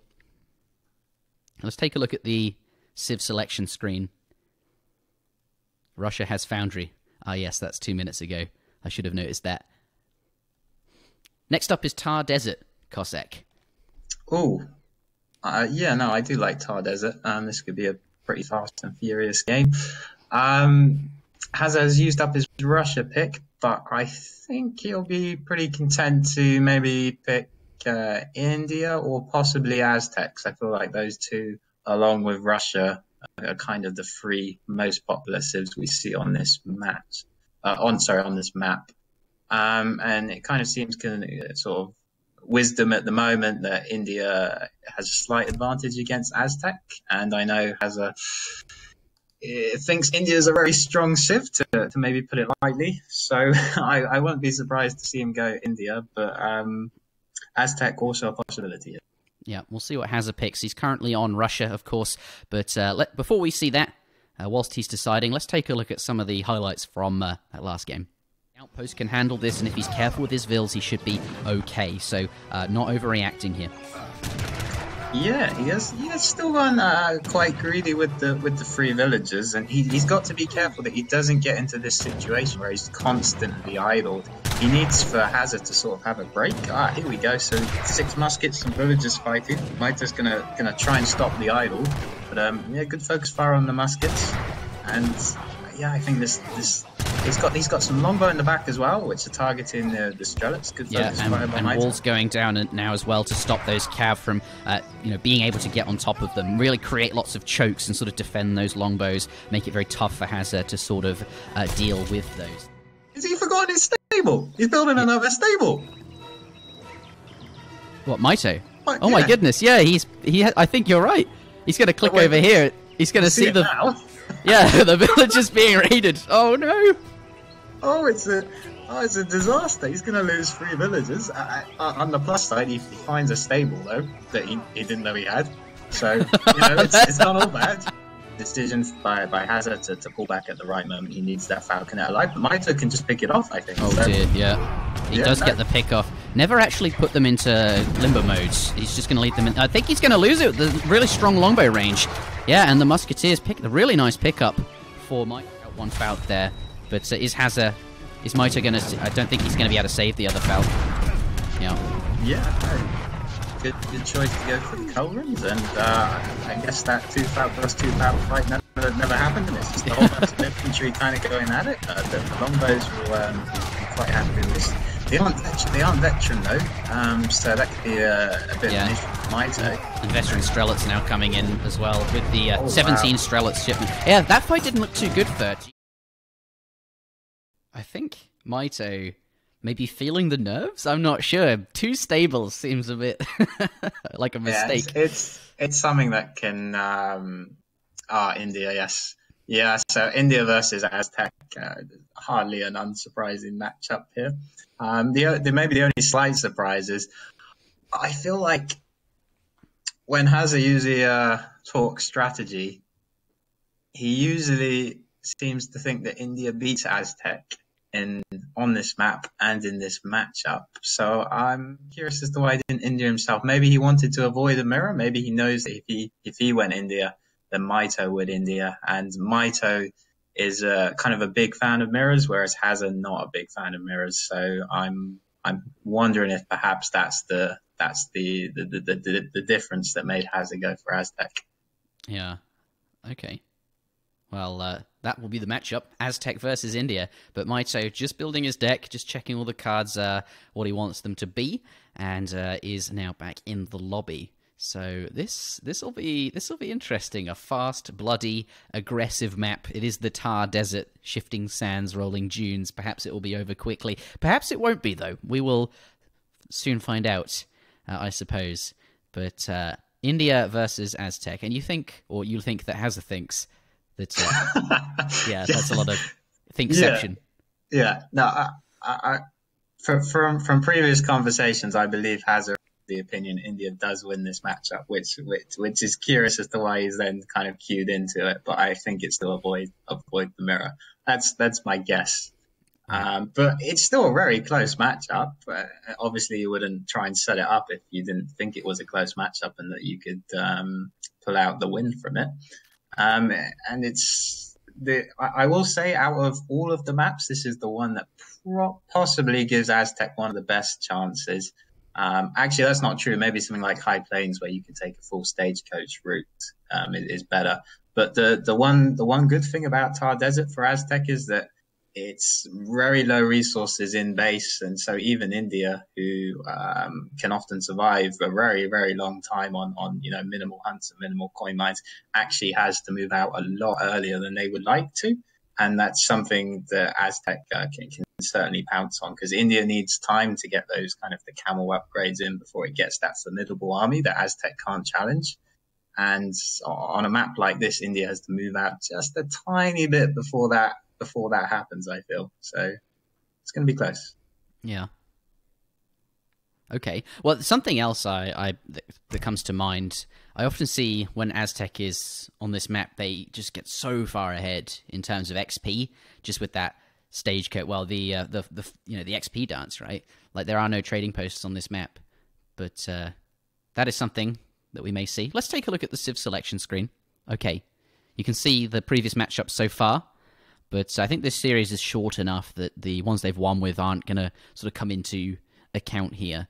But India definitely a good pick for Thar Desert, and Hazza going to go with the Aztecs. But this, as you can see, is game number 4 in a best-of-5 series between Hazza and Mitoe. The score is currently 2 to Hazza, 1 to Mitoe. Let's start with Mitoe. Here he is in the top of the map in the color teal, playing as indeed the Indians. We'll take a look at him in just a moment. There it is. 4 wood crates, and nearby 40 food there and 55 coin on the other side of his base for him. Aztec in the bottom, 30 coin in base and 20 coin on the top there, but going to ignore the coin in the back. Doesn't really want to be wasting his time going back for it. Instead can get it later and moving forward to see what the big picks are in the middle of the map. He's not going to come across sort of anything nearby, although he is in the direction of sort of 50 wood now, heading that way, so possibly will find that there. Yeah, and for people who know the maps well, this map nearly always spawns, you get 2 big wood treasures, so it's usually like the 85 and the 90 wood, and then often there's 50 wood as well, and in this matchup, those are huge pickups. Both these civs need wood a lot, so Mitoe's going to come across this 85 wood, he's going to go for it, Hazza's going to see it though, can you get there in time? It's very close. I think he stunned the wrong one, that could be the deciding factor. Yeah, that could be awkward. They are very low HP. Looks like, though, it looks like Aztec gets the treasure, I think. Yeah, going in there first. Mitoe does... no, India picks it up. Okay. So, and going to stun the treasure guardian and hopefully get away here. Can use his other monk to sort of pull himself forward, see if he can escape the snare of the Aztec unit there, but nicely snaring the lion, get it out of the picture. Yeah, he's going to escape there, and Hazza not going to pursue. But... Mitoe, he does pick up the treasure that he sort of started for, so justice in a way. He gets the treasure he was working on, but nearly lost it to Hazza. Oh. But if he lost anything, it was quite a lot of HP on those elephants. Right. Mitoe has a 10 population. That can only mean one thing. It's a 10. Oh, baby. Yeah. Okay. It could be with a Carney, though. It could be Goodspeed style. I know Goodspeed was a big fan of that a number of years ago, 10-10 Carney Martyr. Or it could just be for the Agra Fort, but that's... I suspect it's for the aggro. He's going to put it down in front here. That's unusual, to say the least, especially coming from Mitoe. Yeah, Mitoe, much more of a fan of that sort of macro style, right? He prefers to for his skill to shine through. I feel like it always shines through more when you're playing more macro-orientated builds, but here going to be really aggressive. But it's not a very far forward aggro fort, Cossack. It's actually just in his base. I'd expect from a 10-10 to see, quite a forward building, but maybe this is because he anticipates, Aztec can be really aggressive, right? And if they go up with the messenger, they can have something really far forward. So actually, maybe he thinks this is appropriate just to defend against that. Hazza was very aggressive in the previous game, and I recall India often, to defend against that, can go with an in-base aggro fort with the 10-10. Unfortunately, one of the things I've learned playing India over the years is that you can't forward aggro against an Aztecs. Unfortunately, you just lose the forward base for just because Aztecs get so many powerful shipments in Age 2 that they can power out with the warrior priest. They get the 10 and the 9 mace and the 6 pumas and the aggro. Why it looks really awesome and everything, it struggles against that. So I think it's the correct decision to put it in his base. And I really like the placement as well. I noticed players been a lot more careful about this recently. And in that they're putting it right next to the town center. The important thing is that the town center can actually shoot any unit sieging the aggro. The worst thing is if the aggro is just a little bit further out and the Aztec can get a siege angle on it where the TC can't shoot any units, then you're in real trouble. But Mitoe's placed it carefully, and so that shouldn't happen. Yeah, and a market going down as well. Actually going to stop that Explorer walking into the base quite so easily. But the more important thing from Hazza, from the Aztec player here, 2 forward villagers coming forward. They're going to shoot that herd back, but they are primed and positioned to drop down a Warhut as soon as he gets that 250 wood. There it is, and Warhut coming down on the front of the base here. Mitoe now up with the aggro fort. We'll have 2 Sepoy there. But, you think that's completely defendable? No, what? Yeah, that's really quite close to the town center. There's no way any Aztec units will be able to siege there. Yeah, well, I mean, they can try, but they will be taking town center fire if they choose to do it, and exactly. that's the crucial thing. But we'll see how aggressive Hazza decides to play. I mean, you kind of got 2 options. You can always go all in as Aztecs, try and take down that aggro fort. You get a big, nice XP bonus as well from doing that, and maybe just try and win that way. Or you can play it out slightly longer and try and contain. As you can see on this map, there's not too many hunts in base, so Hazza can try and play that longer game where he tries to stop India from gathering the extra hunts. So I'm curious as to which style he's going to choose. Maybe the all-in, the big time in around 8 to 9 minutes, or the contained play. Okay, we will have to see. But can we talk more about the 10-10 just to get up fast? Do you think that was just a reaction to Aztec, that they can be aggressive and you just want to make sure you're in age 2 really quickly? Yeah, he was obviously just concerned about Hazza going all in, and maybe that's kind of a reaction from last game. We saw that Hazza saved his shipment last game and just shipped a bunch of units, and maybe Mitoe's just, he's got that on his mind and he's just worried it could happen again. He doesn't want it to happen again, so he's got that aggro fort out as soon as he can. And Hazza's pushing in now. He's got 15 mace. The Gurkhas should be able to kite them quite well, and the explorers will do well against them. So I guess Hazza's really only looking to see if he can pick off villagers, but Mitoe's doing a good job so far.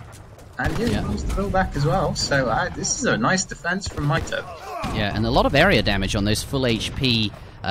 One's called Small Toe and the other is Big Toe. Oh, second stomp! Oh my goodness!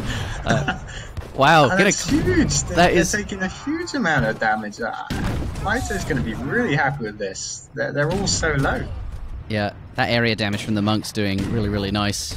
God, the monks they're actually quite, in age 1 they're just like whatever. But once you get up, and with like low HP units like Mace Halton, the area damage from those monks is from Small Toe and Big Toe.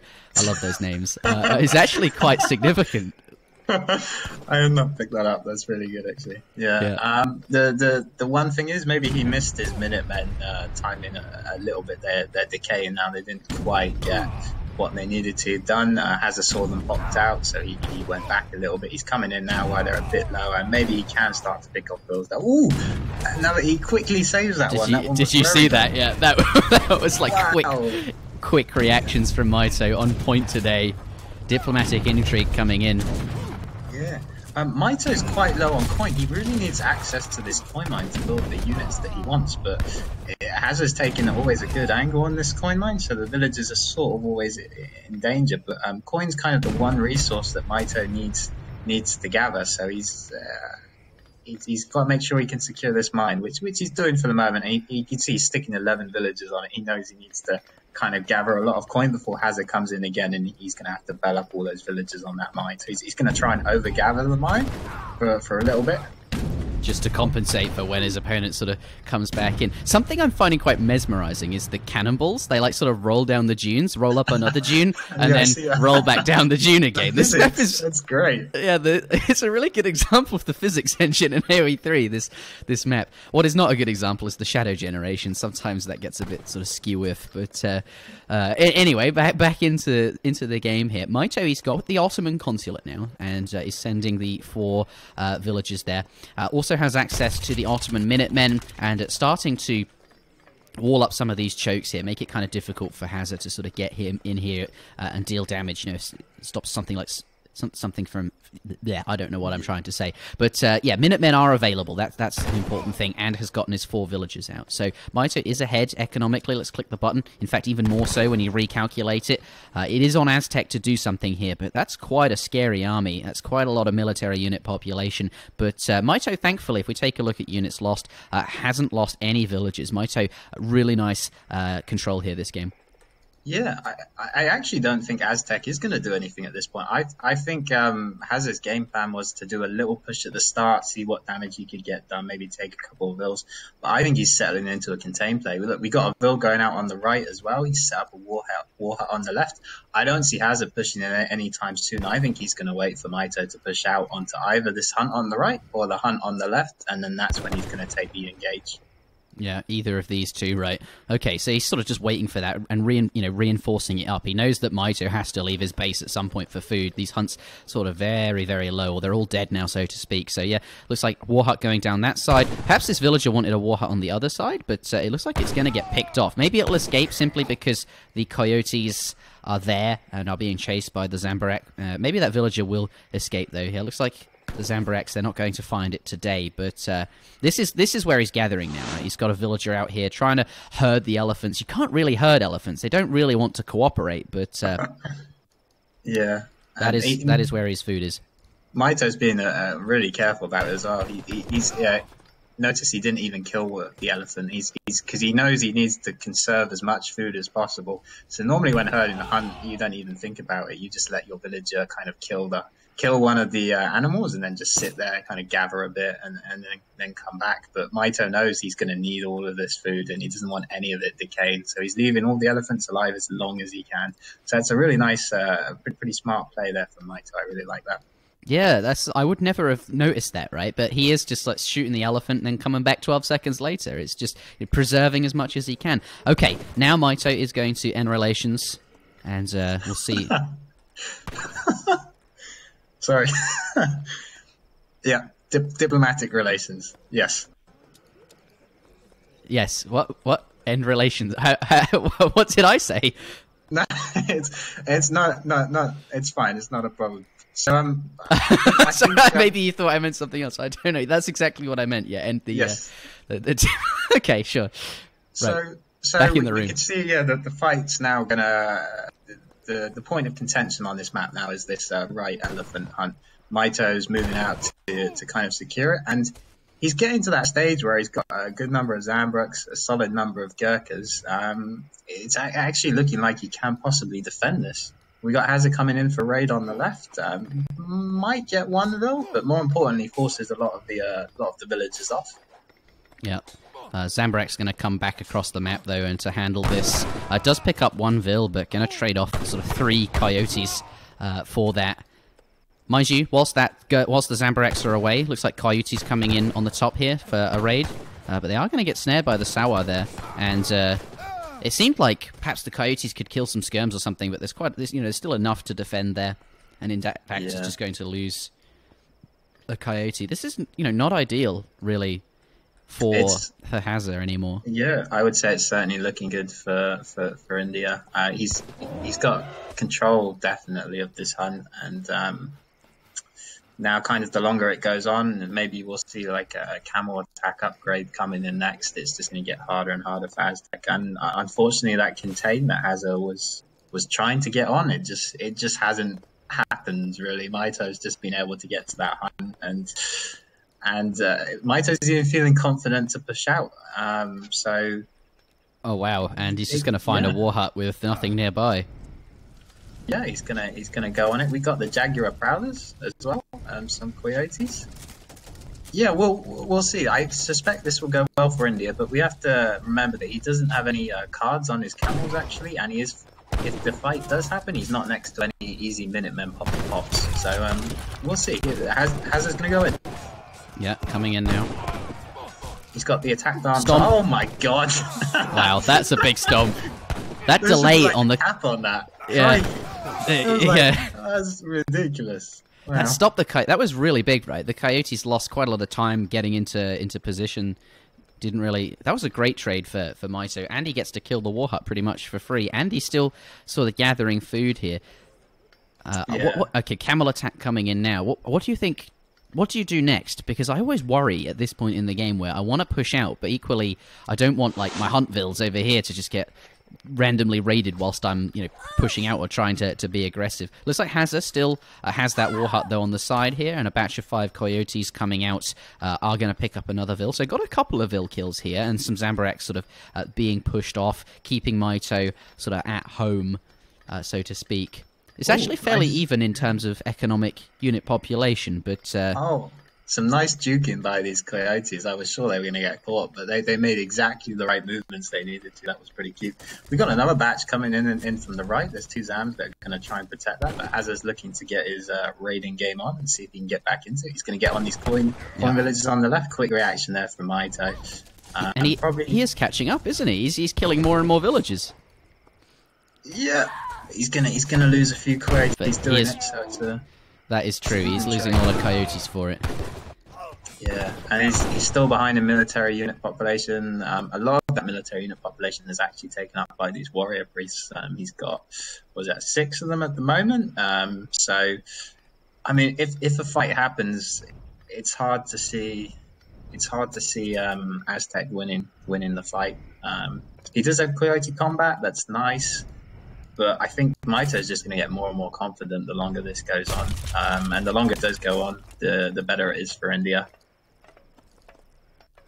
Another war hut going down. He's lost all his war huts now. What do you do as Hazza here, then? Like, you probably know that I think he's doing exactly... I think I'll answer my own question here. He's just trying to raid as much as he can. He's hoping for a big Vil pick, because it just seems... It seems very, very tough now. Yeah. And look at all these camel upgrades coming in. Desert Terror on top of camel attack. And sort of, you mentioned earlier, once you get all of these sort of camel upgrades, India has this sort of really, really big, strong, scary army. And with Desert Terror coming in, it looks like Mitoe really does have a kick in his stride. He's sort of pushing out now. He's found this war hut. Yeah, judging by the resource distribution, it looks like Hazza is going for the Sioux big button. Dog soldiers, but I'm afraid he doesn't have access to it, so that's not going to be good for him. But yeah, Mitoe just has a stronger army. Hazza kind of knows it, and he knows he can't take the fight, but he can't keep conceding ground, so he's gonna kind of have to take the fight. Those trees are being a bit awkward as well. He's gonna go in, but it's hard to see it going well for him. The explorer's at the back, that needs to get to the front, try and do some tanking. Yeah, I mean, this is GG, isn't it? GG out. Yeah. Mitoe not messing around here. The score is 2-2. We are going to see the final game in this series. Oh my goodness. Let's take a look at the Civ selection screen. I want to know what that final map is. It will be on High Plains. Oh baby. I use my magical powers to predict that Hazza will choose Spain. Yep. I would be stunned if he did not choose Spain right now. Okay, let's go back into the game. I want to take a look at the post-game here. Let's take a look at villager count, and you can see Mitoe slowly climbing, gets further ahead, and it doesn't look like there are any villager kills that whole game, actually, until sort of the later period, right? But no early Vil kills. All of these Vil kills were met by about 3 or 4 coyotes, or however many. All the raiding parties got caught and died, so they may have killed a Vil, but probably sort of not worth it. Great control by Mitoe in that early portion, with that 10-10 to get up and be very safe. And all resources gathered very even, but India sort of overtakes. And then once we see those camel cards come in, he gets a kick in his step, pushes out on the map, and here in this fight, Aztec can't win. But we're going to head out now, and oh my goodness, we're going to see the final game. And Mitoe, right? I keep saying this. I do think Mitoe, a very strong player, and he'll know what to do against Spain, but it is like the one Civ that very, very few people play. Like, I wouldn't say there are any sort of Spain players, except maybe even Hazza, perhaps. Mitoe plays it, right? Like, there's a high chance to just see a Spain mirror here, to be honest. No, I don't think so. I really think Mitoe doesn't like Spain. Like, Spain's just not a Civ Mitoe's comfortable with at all. Like, having spoken to him. So, I'm anticipating... France. Well, I'm gonna... Well, you're saying so Mitoe has to pick first, right? But yes. he knows what matchup it is. It's whatever he picks versus Spain. So it's not he knows what's coming. Yeah. Okay. Well, let's talk about that in a moment. Firstly, though, here's some highlights from the previous. Yeah, he's still back as well. So this is a nice defense from Mitoe. Yeah, and a lot of area damage on those full HP. One's called Small Toe and the other is Big Toe. Oh, second stomp! Oh my goodness! Wow, that's huge. They're taking a huge amount of damage. Mitoe's going to be really happy with this. They're all so low. If the fight does happen, he's not next to any easy Minutemen pops. So we'll see. Hazza's going to go in. Yeah, coming in now. He's got the attack arms. Oh my god! Wow, that's a big stomp. That delay like on the cap on that. Yeah, that's ridiculous. Wow. That stopped the coyote. That was really big, right? The coyotes lost quite a lot of time getting into position. Didn't really. That was a great trade for Mitoe. He doesn't have access to it, so that's not going to be good for him. But yeah, Mitoe just has a stronger army. Hazza kind of knows it, and he knows he can't take the fight, but he can't keep conceding ground, so he's gonna kind of have to take the fight. Those trees are being a bit awkward as well. He's gonna go in, but it's hard to see it going well for him. The explorer's at the back, that needs to get to the front, try and do some tanking. Yeah, I mean, this is GG, isn't it?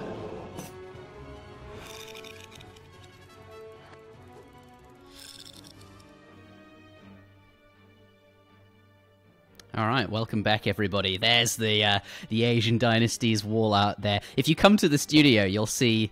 It's going to be a great atmosphere. Do come, Wicked Cossack. You'll be here for the LAN, right? You'll be casting, as will Hazza and Mitoe, probably. Well, we'll see, right? One of them will progress through and have a good shot at coming to the LAN. The other, well, they could still get to the LAN, but through the lower bracket. But we're going to look into the lobby in just a moment because Mitoe has gone with Germany, so no Spain. But Hazza could well still pick them. Germany seems like a solid pick. Yeah, I honestly, I completely forgot Germany was even a civilization just because we haven't seen it for this entire series. And I think Hazza has it down as one of the strongest civs at the moment. You can see what he says there, finding a counter civ to Germans. Quite a tough challenge. I think I'm going to look like a bit of a muppet if he doesn't pick Spain, so I'm really hoping he's going to pick Spain. But it's possible he could go for the mirror here as well, because he played Spain versus Germany in the Mono Civ tournament in the finals against Kaiser, and I don't think he was particularly happy with the matchup. So it's possible he could actually take the mirror instead, or maybe some, I don't know, Spain or Germany maybe then for Hazza. We'll see. Yeah. We'll see if he likes Spain here. It's a good map for Spain. Yeah, advanced trading post, very good. Mitoe will only have one scout, right, the Explorer, so he's not going to be able to find it too easy to sort of deny the ATP. So he's not going to be able to place units at various different. It's not like he has a War Dog or something like that, which could be placed at a trading post and you'll see it coming. Although may well pick up a Tomahawk that does spawn on this map. You can get that from a treasure. We're saying this as if Hazza has picked Spain, but it could well be the case that he doesn't like the matchup, right? As you said, I don't think he is a fan of the matchup, but any suggestions? Right, Spain. That way we look all right. Yeah. And any other pick, we look awful. Go Spain. Right. I wonder. God, Germany. Whenever Germany gets picked, I always feel like it's quite a frightening civ to. Yeah, Spain versus German with the. He doesn't like it. He doesn't like it, does he? He clearly doesn't like it. He's like, yeah, no. Yeah. In which case, what are his options? Maybe Sioux. He could go Sioux or Germany. He's not one with either of those, so they are on the cards. He's picked Spain, but he says not locked. Not locked. He's just sort of seeing kind of like how it looks, just looking at the flag, I guess. Yeah. Let's take a look at the lobby again. He just sort of like, oh no, he's gone. Okay, let's not do that. He's going to check his deck. He wants to look at his deck. I think he's sort of coming to the conclusion. Well, okay, he doesn't like Spain versus German, but he doesn't like any of the other matchups either. So maybe it's the one he likes the most out of all the ones that he doesn't like. He'll be pleased to know that the Spain decks that he's got are actually the ones that I put together this morning, and I based them off his Spain decks. So he'll notice that. I thought you were saying he was going to be using your Spanish deck. No. I built basically to make it easier for the players. I got all the Game Ranger single player decks ready and stuff like that, and made it all unlocked and stuff. So he probably just went out the lobby and thought, "Oh, those are my decks. Nice." Yeah. He's not. He's So it's Spain versus German. And Mitoe needs to read the game. So we'll add a bit more anticipation in before this starts. Looks like we will be getting into this very, very soon. But we're just going to restart Game Ranger and we'll get into this next match. But there's the story of this series so far. Hazza picking up the first victory in Game 1. Mitoe evening it out in the second game. Hazza then pulling ahead, match point. But Mitoe picks up the next game, or evening it out to 2-2. So a very sort of even series here. But judging from what Hazza's saying in the chat, I don't think he's sort of too confident about Spain versus Germans. So I don't know. It's not a good feeling for him at the moment. I think he's not pleased with this matchup. It's not a good feeling, but I think especially on high plane, Spain has a good good chance, and if anyone Spain has a good chance, then Hazza's probably the best Spanish player at the moment, I would say. So it's going to be close. All right, and Hazza's switched to the host. Does Hazza know how to start? Yeah, that's a good question. I suppose one of us. All I know is to press the start button. That's helpful, right? One of us can host as well, though. That's and then I guess once one of them join, we leave. No, he's figured it out. All right, looks like game number 5 will be underway. Yeah, and I mean, the other option was Germany, but I think what we saw there again is that Hazza is not a huge fan of mirrors. And he knows Mitoe is a fan of mirrors. So even though it's a mirrors of 50-50 chance, which you could say is better than picking a matchup he doesn't like, he just wants to avoid the mirrors. And it's probably a wise choice against Mitoe. So Callan AoE coming in with the subscription. Thank you very much. And I will spank you as well, gifting a sub to Mr. Comic K. So thank you very much, Spanky. Oh baby, I'm feeling the adrenalines. This is this is such a. I kind of hope Hazza. I don't know who I would like to win. I suppose I have to be impartial, really, don't I? I suppose that's from this position. Yes, that is the professional thing to do. Yeah, I'm just kind of worried for Hazza though, because he's taking a holiday in Vietnam. Yeah, and it might be very difficult to play. So I'm kind of hoping he can get through. But equally, Mitoe, I also would very much like to see get through as well. Either way, I believe but both players will be there in July, regardless of this outcome. Yep, that's very true. I expect to see both of them. But hot damn. All right then, let's switch over to the Civ selection screen because we are getting into this game momentarily. The matchup will be, as you can see, Germany versus Spanish. Not quite updated there yet, but Hazza has locked Spain. That will be the Civ he will be playing. Let's get into this. Ladies and gentlemen, this is game number 5 in a best of 5 between Hazza and Mitoe, the score obviously being 2-2. Let's see how this goes. Hazza, we were saying, would pick Spain and would feel good about it. Maybe this isn't so bad because Mitoe, I think, not... Spain, as I've been saying the whole series, not a Civ that he plays against all that much or perhaps has had that much practice. One of the few Civs that he actually plays, or doesn't play, I should say. So this could be good for Hazza in that regard, but judging from the language Hazza was using, I feel like he's not overly confident about being against Germany, which is, seems to be like a very, very strong civilization here. But this is a very long trading post map. As you can see, let's take a look. Here's Germany in the north of the map in the color cyan. 2 wood crates start there, 30 food nearby, and 40 coin as well. So potential for the trading post. We'll see where that explorer goes. But Spain, oh wow, going to come across 130 food immediately there. I wonder if he'll crack shot the outlaw before building the trading post there. Looks like he's just going to go straight and build it there. The war dogs sort of coming with him. But Spain going to get that trading post. Yeah, pretty nice decision as well from Mitoe to go for the right trading post. So the thing is, if you want first pass on this map, you need to take the trading post that Hazza's at. But if you're going up against Spain, you're just going to die to a war dog and an explorer. And you see, Hazza's actually kind of looking around. He was trying to see if Mitoe maybe went for the really far one on the left, but Mitoe just decided he doesn't want to be anywhere near the Spanish explorer and the Spanish war dog. So he's taken the TP that's furthest away. And actually, so Hazza hasn't gone for a TP.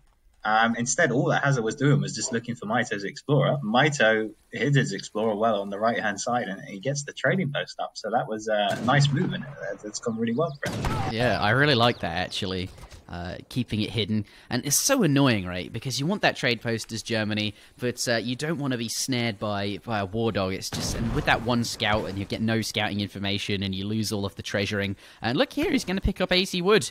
Spain, Doesn't want to go for a trading post this time around. It does sort of delay your age up quite a lot, and it can get that during transition and will probably be fine. But I think he's going to be feeling pretty good, because 130 food start is absolutely ideal for Hazza, and 60 food on top of that. This age up is going to be absolutely wonderful. I think he's going to be very pleased. He's going to have a very good...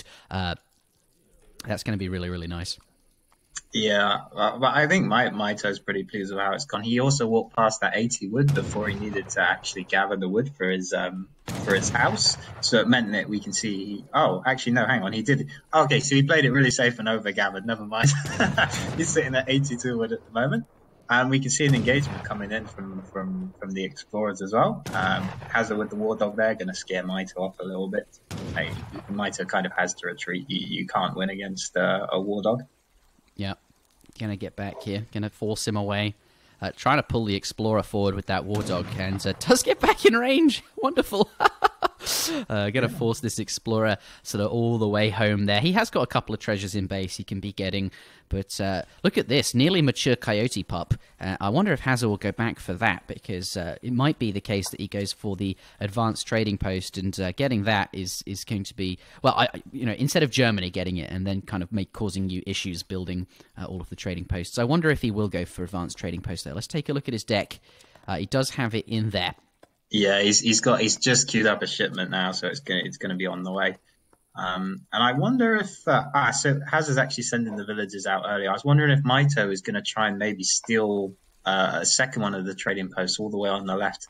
As one of the best counters you can actually do against advanced trading posts is just steal as many trading posts as you can, which is kind of hard to do against Spain. But if he gets these two outer trading posts, that's going to be super annoying for Hazza.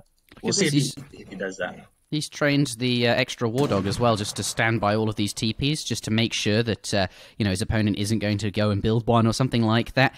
Could have gotten the mature puppy that I was mentioning about to do exactly that, but maybe worried that he wouldn't be at his... And another war dog coming out as well, so has plenty of these. If Mitoe tries to build any trading posts, 3 war dogs are going to head straight towards him there. The villager is going to pick that up, and it will be advanced trading post, and using the explorer to build another one sort of simultaneously there. I really like this so far from Mitoe, from Hazza. Is going to lay one down, doesn't want Hazza to get a free sort of stagecoach, but that war dog, and he's now up to age 2, it's going to get an attack boost from 15 to 18 damage, and the other 2 war dogs racing across. I'm a little bit concerned that explorer is not going to be able to finish that trading post in time. It could be very, very close. Oh my goodness. Wow. He's dead. Oh wow. Oh my goodness. Oh, that's brutal. Oh, you lose all your wood there as well. I mean, maybe he sends a second. Oh, he's got villager. Okay, so it's gonna finish that. So it's not a huge disaster. He just loses a few villager seconds actually. But scary moments there for Mitoe.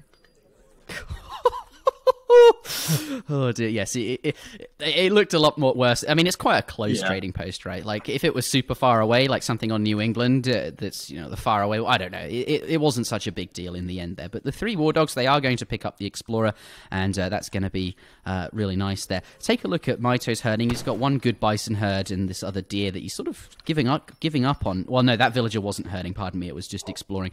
But only the 1 herd in the base there. Forward outpost coming up. I really like this position from Hazza on top of his opponent's trading post there, and finds the opponent's explorer again and takes that down. I think these war dogs have almost paid for themselves now. Yeah, they've been really nice, and it was a nice smart move by Hazza to take the far left trading post first, instead of one of these middle ones. Is the most annoying thing on something like High Plains is if you want to siege the teepees, you don't want to have to be sending all your army to the edges of the map. It just takes so much time, and that's kind of why Mitoe made the decision to go for the far right teepee at the start, and the teepee we saw he was heading to, the second one he was going to take the far left one, Hazza stole it. So both players kind of understand that about buying time with the teepees. So good moves by both players, and we've got a raid coming out from Mitoe, and he's just skipped between the 2 teepees, so he shouldn't be seen there. Yeah, a nice skip hop through the middle. Is not going to... Oh, he might find this villager, though, next to the racks. He isn't going to go anywhere near that, though. Looks like the two... They are going to... There's a lot... You know, the herding here, not ideal for Hazza. This couldn't be too good. They're very, very far away, and the pike's quite far away from home, sieging that sort of trading post here. He's going to be able to pick up definitely one villager. Yeah, he gets the one vill there. Maybe he can herd... I think... Oh, no! They're going the wrong way, Hazza! That's... Okay, but there's a dead animal under the TC, and there are quite a significant number of war dogs here, so he might be able to pick these... Can he get the snare? He does! He does get the snare! He's going to be able to take down these two Uhlans. Really nice. God, those war dogs have done so much this game. He got that 210 XP with them just now. He killed the Explorer twice, and is able to get into combat with the Uhlans, although they do have quite good speed. They're not dead yet. They are sort of still out on the map here. Uhlans coming in, does spot it, gets the villagers inside the TC there. Okay, 3 Uhlans out on the map, but war dogs are able to keep him quite well defended. Looks like there are a couple of crossbows out as well. Hazza going for Spain Age 2 play. Not going to be doing anything in the Fortress Age by the looks of it at the moment. 700 wood, followed up by 700 gold, and then 600 wood. I think at this point, Mitoe could be expecting that Fortress Age style, but not going to be the case here. Although he will see these crossbows now and might expect that something's up.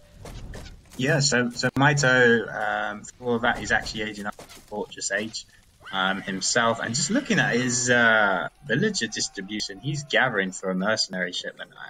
Against Spain, I would anticipate that might be the 9 Black Riders. That's going to be really hard for Spain to deal with. Yeah, in fact, Hazza's nowhere near aging. And to deal with Black Riders, you really need skirmishers. And Hazza's like 3 or 4 minutes away from even seeing the first skirmisher. So, yeah, Hazza's actually going to be in a lot of trouble when these Black Riders come out, I think. Yeah, Rod's coming forward. Going to push those away.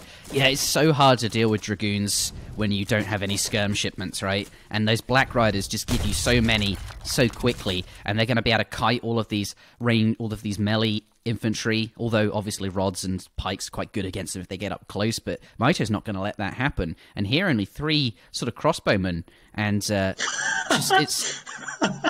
But yeah, three crossbowmen don't do well against 9 Black Riders. It's not a fight I've seen before, but it can only go one way. You're willing to speculate on the outcome, yes. right? I'll go on a limb on that one. Yeah, okay. Hussar's coming in there to do a little bit of raiding, but they might know not going to get caught. They're not going to spend too much time hanging around. These Ulan are trying to sort of head them off, but it looks like Hazza will get away there. He's going to split up some of the units, some of the Ulans. But what Hazza does have going for him is 4 TP Stagecoach now, and is probably got them tasked to wood, so could quite easily add in the 5th one very, very soon. 8 pikemen coming out. Hazza... Oh, he is got the age up on the way, right? He's gathering the coin for it, so he's intending to go up, but he's playing a lot of stuff in early age 2. Oh dear, there's a lot of Black Riders there. These rods, and I don't think they can...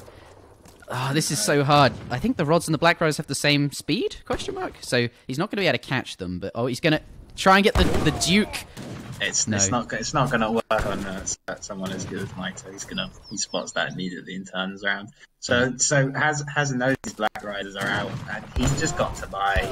He's got to buy time from his perspective, and Mitoe has to get as much damage done in the next 2 minutes as he can.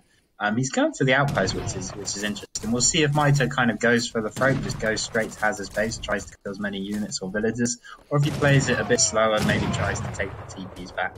He's kind of got 2 options there, so I'm curious to see which angle he chooses to take. These rods must be feeling pretty sad. It says 6 rods. It's actually 7, just because EP has got 1 extra rod here. But those rods have got to be feeling pretty sad. They died quite a few with their comrades gone. But he does have some pikes in base here with some hussars. But I think, pike's fairly slow-moving unit. They're going to be able to take out the house, but they're not going to do very well against these. They're just going to get kited all day long by these Black Riders and just going to die. Like those rods. Yeah. The same similar story. And some crossbows in the middle of the map, a batch of 5 crossbows, all taken out. Maybe he'll catch the Ulans, so it might be an even trade if he's lucky. But Yeah, Hazza can't be feeling too good. But he is buying time. These Black Riders are like the furthest point away in the map from Hazza's base, so that's not bad. Yeah, that's true. And he's going to buy more time. Again, these two Husks are just going to run right to the back, and the Black Riders are going to head, right up to the very top of the map again. So, and we got raiding a settler wagon with the most random group of units I've ever seen. Is he getting? No, he's not going to get it. But he might get the settler wagon up here. Like, he's killed a villager up there already, and the settler wagon could go down. But back in the fight here, these pikes and war dogs.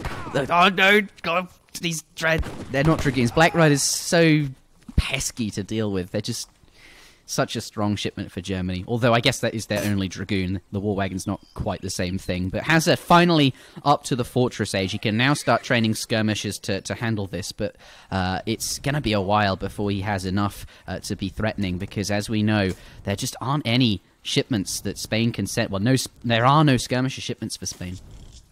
Yeah, he needs, I'd say, at least 15 skirms to sort of try and at least scare off the Black Riders. And this forward racks, Mitoe's making it his goal for the moment to try and take that down. Mitoe knows that the big danger to him is skirmishers at the moment, so going for that rack's a big priority. Has a second racks. It's still quite far away from his TC and pretty dangerous. So yeah, and even another one going down. Perhaps that one also quite far away from his TC. But veteran Hussar's in now and has gotten some skirms out, and he has got a few crossbows, which obviously not the same as skirmishers, not quite as good. Well, obviously not as nearly as good, but they are ranged infantry that do bonuses against the dragoons. So he has got that sort of going for him. And remember, he's got a considerable number of trading posts here, so does have a much better economy than the German player, but perhaps not for long, because we can see Germany well and truly into the fortress age now. 9 Black Riders, 8 skirms, followed by 3 war wagons. He's got lots and lots of shipments, whilst Spain, although he gets a lot more shipments, has just sent a bunch of random stuff almost. 8 pikes, 7 rods, 5 villagers. But he is picking up a few villager kills there, so that's pretty good. Yeah, he's got the falconets out as well. So that's nice. He's going to be able to contest Mitoe's skirmisher mass, though I do have to wonder if this big group of war wagons and Black Riders might just be able to one-shot these falconets if the control's not top notch. But Hazza did buy himself a lot of time. He actually bought himself enough time to get up this skirmisher count that we've kind of been talking about that he needs. So that's good for him. But looking at Mitoe's army, it's just bigger. he's up 40 military population, of which some of it is mercenaries. And look at these reinforcements coming in. We got big batch of war wagons. 5 war wagons. That's insane. And now he's got the second trading post as well. And the Falks! No, Hazza. Oh dear. 1 Falk down. 2 Falks down. Yeah, and that's you can't do much against 40 extra units, right? The rods, they are now veteran. They are up close and personal with the dragoons, so they've got the snare, which is nice, but they're not going to last long. They have no ranged resist. There's a lot of skirms here, and there's just a lot more units sort of generally here. Ulan's now coming in around the back. All of the rods are gone. There's only 1 Hussar really to defend against that. War Dog's coming forwards, but now that all of those front lines are down, you can just see so many more German units. Yep. At least the skirmisher master isn't cleaned up, but Mitoe, decisions from him, he just pounced at the right moment. He kind of sensed the bigger army there, and he's just going to get to work on this production again. He knows Hazza can't really defend it. Though he might get some good volleys on these war wagons. That's pretty nice. Yeah, able to take a couple down, but Mitoe quick to react with his own skirmishes. But I think this is barracks number 3. No, it's barracks number 2 that will go down. Oh dear. Yeah. Oh dear, Hazza. I feel really bad for him. It just hasn't been a great game. Yeah, he needs. Well, I don't. Oh, so he's got an artillery foundry going up. So that's interesting. Oh, he does, and he's got falconets in queue. Here it is in the back there. So maybe this could catch Hazza off guard. I mean, this. Oh no! But look where all the units are going. Raid coming down. No! Oh, does he see it? The Vils are moving before the Ulans. We got the rods here, so the Vils might actually be okay. Yeah, they'll be okay. Switching over to woods. But the rest of the army is now going to make a beeline, I imagine, for these villagers down there. Skirmishers do pick off a Vil. Minutemen are called. Yeah, he's okay. He's okay. He's got 1 Falk in queue. I wonder how many Falks he can get. But even if he gets 5 or a few, he's got so few anti-cavs that, yeah, 2 Falks. But how? Like, the war wagons and so much cavalry too. Yeah. He is up trading post. Mito's going to take down the trading post. Falks. Okay, volley. Yeah. Yeah. No. I think Kaiser brings up a good point in the Twitch chat. Did I almost say twat? Yes. The Uhlans have 2. Mito's going in. He's gonna focus the Falconet. Oh, he can get it in 1 volley. That's actually a big deal. The Rod's okay position on the Uhlans there. Good focus fire on the Falconet still. The second one's about to go down. I think Mito's gonna clean this up. I think Mito's gonna take it here. Yeah, no more rods. Now there's Uhlans just finishing off these last couple of veteran hussars, and then they're going to run forward and make real problems for these ranged infantry here. Mind you, he's got a couple of rods out, but you can just see there's so much more stuff for Mitoe there. Hazza does bring up a... Pardon me. Kaiser, as I was trying to say, brings up a good point. The Uhlans only count... They count for 2 population, but they're not really worth 2 population. But either way, I still think it's decisively Mitoe favoured here. Yeah, Mitoe doing a good job always looking around for any idle villages. There isn't any on left, but he's got a batch of Uhlans always looking, so he's been doing a good job there. Also noticed the mine at the top he walled off, so he's been playing it really safe. 5 Lancers come out, so this is another go time for Hazza. The war wagons are really annoying to kite with, and so Hazza's actually getting a pretty good fight here. The Rod's getting up on the war wagons. Oh wow, yeah, there's a lot of, and the Uhlans are all away from home here. They are coming back though. Although Rod's, wow. Yeah, the Rods have died though, and the Uhlans have finally turned up. And it's just enough for Mitoe to hold against. So you know, nice trade by Hazza, but it's not enough. Yeah, there are some more rods out, but that's not enough to take on all of these Uhlans. And that's going to be the end of these skirmishes. And behind this, Mitoe has 3 trading posts. He's basically stolen the line. We can say goodbye to these skirmishes, and I think that will be all she wrote for this particular game, and indeed this series as well. Though, there are some cavalry. Yeah, Hazza's just hanging in because he knows you don't want to go down to the lower bracket at this point. So he's hoping for a miracle, but I don't think Mitoe, even Mitoe, who's the king of throws, I don't think he's going to throw this one. He's going to, even for Mitoe, he's too far ahead for that. Stranger things have happened. Didn't Samwides or Goodspeed delete all of their units like in a fight, just somehow, like by accident? Right. This was one of the early days. Need to happen, but yeah. Yeah, he had like a big army and deletes them by mistake, but that's not going to be the case here. Mitoe picks up the 3-2, a very, very close series, but ultimately Mitoe does come out ahead.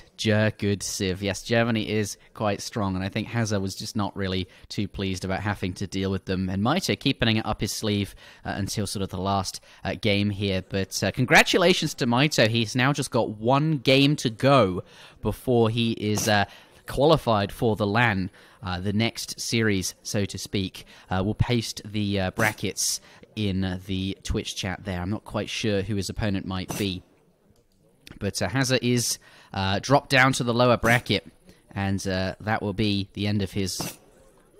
Well, we shall see. It could be a tough road. But let's take a look at the post-game. I just felt... I should go back to there's so many random shipments Spain sent there. They take so long to age up. They don't have that age-fast politician. 6 rods and 8 pikes and all of this stuff just doesn't seem ideal, right? Like it...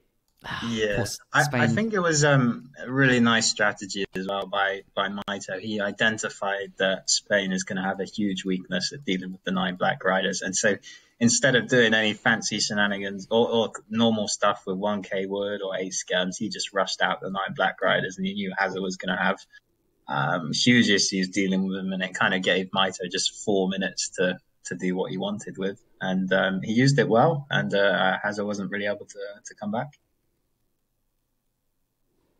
Yeah, that is the end of this series, though. Congratulations to Mitoe, and as you can see, those are the civs that he won with there. China, India, and Germany. They sounds like three very sort of Mitoe civs, but ladies and gentlemen, there is another series coming up next, and before we get into that, we want to take a look through all the highlights of this really great series, and we will see you in a bit.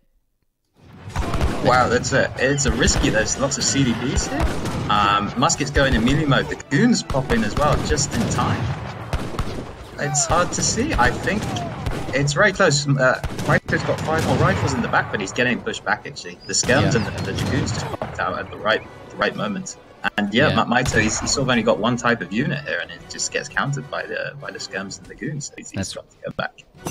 That's right. That was not the best fight, and Mitoe, not too happy with that there, I think. Yeah, no, that's a really nice position for Mitoe. Hasn't noticed just maybe a second too late, and that was enough for the Axe Riders to get a really nice position on the skirmishers. So all the front skirmishers go down. However, he's got a big batch of goons there, so that's enough to push what Mitoe has back. But I think Mitoe will be kind of okay with that trade. The issue is that now he's coming up on the hunt that Mitoe's gathering for. So Mitoe, he kind of needs to defend this position, and it's looking like maybe he can't. Yeah, those skirms going down quickly. Hazza not afraid to use his goons to sort of get in there. And look at the rifle riders taking a bunch of damage as well. This is not ideal. Some villagers now. Mitoe has to get back into it. He's going to try and make sure that doesn't happen. Oh, I really like this. These musketeers, they sort of came in for a raid earlier. They didn't get anything, but before Hazza could get them too far away, Mitoe sort of just went looking for them in the fog, found them, and took them out. But the outpost can handle this, and if he's careful with his vills, he should be okay. So not overreacting here. Yeah, he has still gone quite greedy with the free villagers, and he's got to be careful that he doesn't get into this situation where he's constantly idled. He needs for Hazza to sort of have a break. Here we go. So 6 muskets, some villagers fighting. Mitoe's gonna try and stop the idle, but good focus fire on the muskets, and I think this he's got some longbow in the back as well, which are targeting the Strelets. Good focus fire by Mitoe. And walls going down now as well to stop those cav from being able to get on top of them. Really create lots of chokes and sort of defend those longbows. Make it very tough for Hazza to sort of deal with those. Has he forgotten his stable? He's building another stable. What, Mitoe? Oh my goodness! Yeah, I think you're right. He's going to click over here. He's going to see the. Yeah, the village is being raided. Oh no! Oh, it's a disaster. He's going to lose 3 villagers. On the plus side, he finds a stable though that he didn't know he had. So it's not all bad. Decision by Hazza to pull back at the right moment. He needs that falconet alive, but Mitoe can just pick it off, I think. Oh dear, yeah. He does get the pick off. Never actually put them into limbo modes. He's just going to lead them in. I think he's going to lose it with the really strong longbow range. Yeah, and the musketeers pick the really nice pickup for Mitoe. Out one fout there, but is Mitoe going to? I don't think he's going to be able to save the other fout. Yeah. Good choice to go for the culverins, and I guess that 2 fout plus 2 fout fight never happened. It's just a whole bunch of infantry kind of going at it. The longbows will be quite happy with this.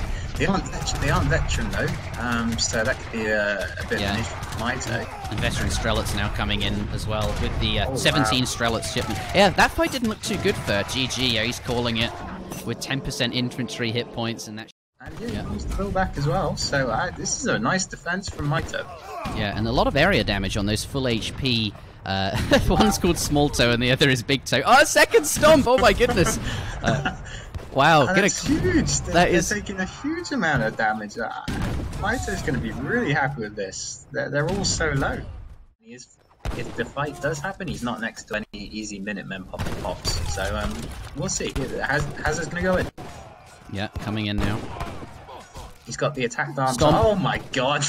Wow, that's a big stomp.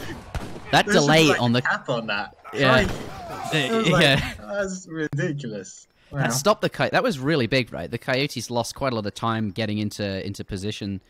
Didn't really. That was a great trade for Mitoe. He doesn't have access to it, so that's not going to be good for him. But Mitoe just has a stronger army. army. Hazza kind of knows it, and he knows he can't take the fight, but he can't keep conceding ground, so he's gonna kind of have to take the fight. Those trees are being a bit awkward as well. He's gonna go in, but it's hard to see it going well for him. The explorer's at the back that needs to get to the front, try and do some tanking. Yeah, I mean, this is GG, isn't it? Damage, and the other two war dogs racing across. I'm a little bit concerned that explorer is not going to be able to finish that trading post in time. It could be very, very close. Oh my goodness! Wow! He's dead. Oh wow! Oh my goodness! Oh, that's brutal. Oh, you lose all your wood there. Maybe he can hurt.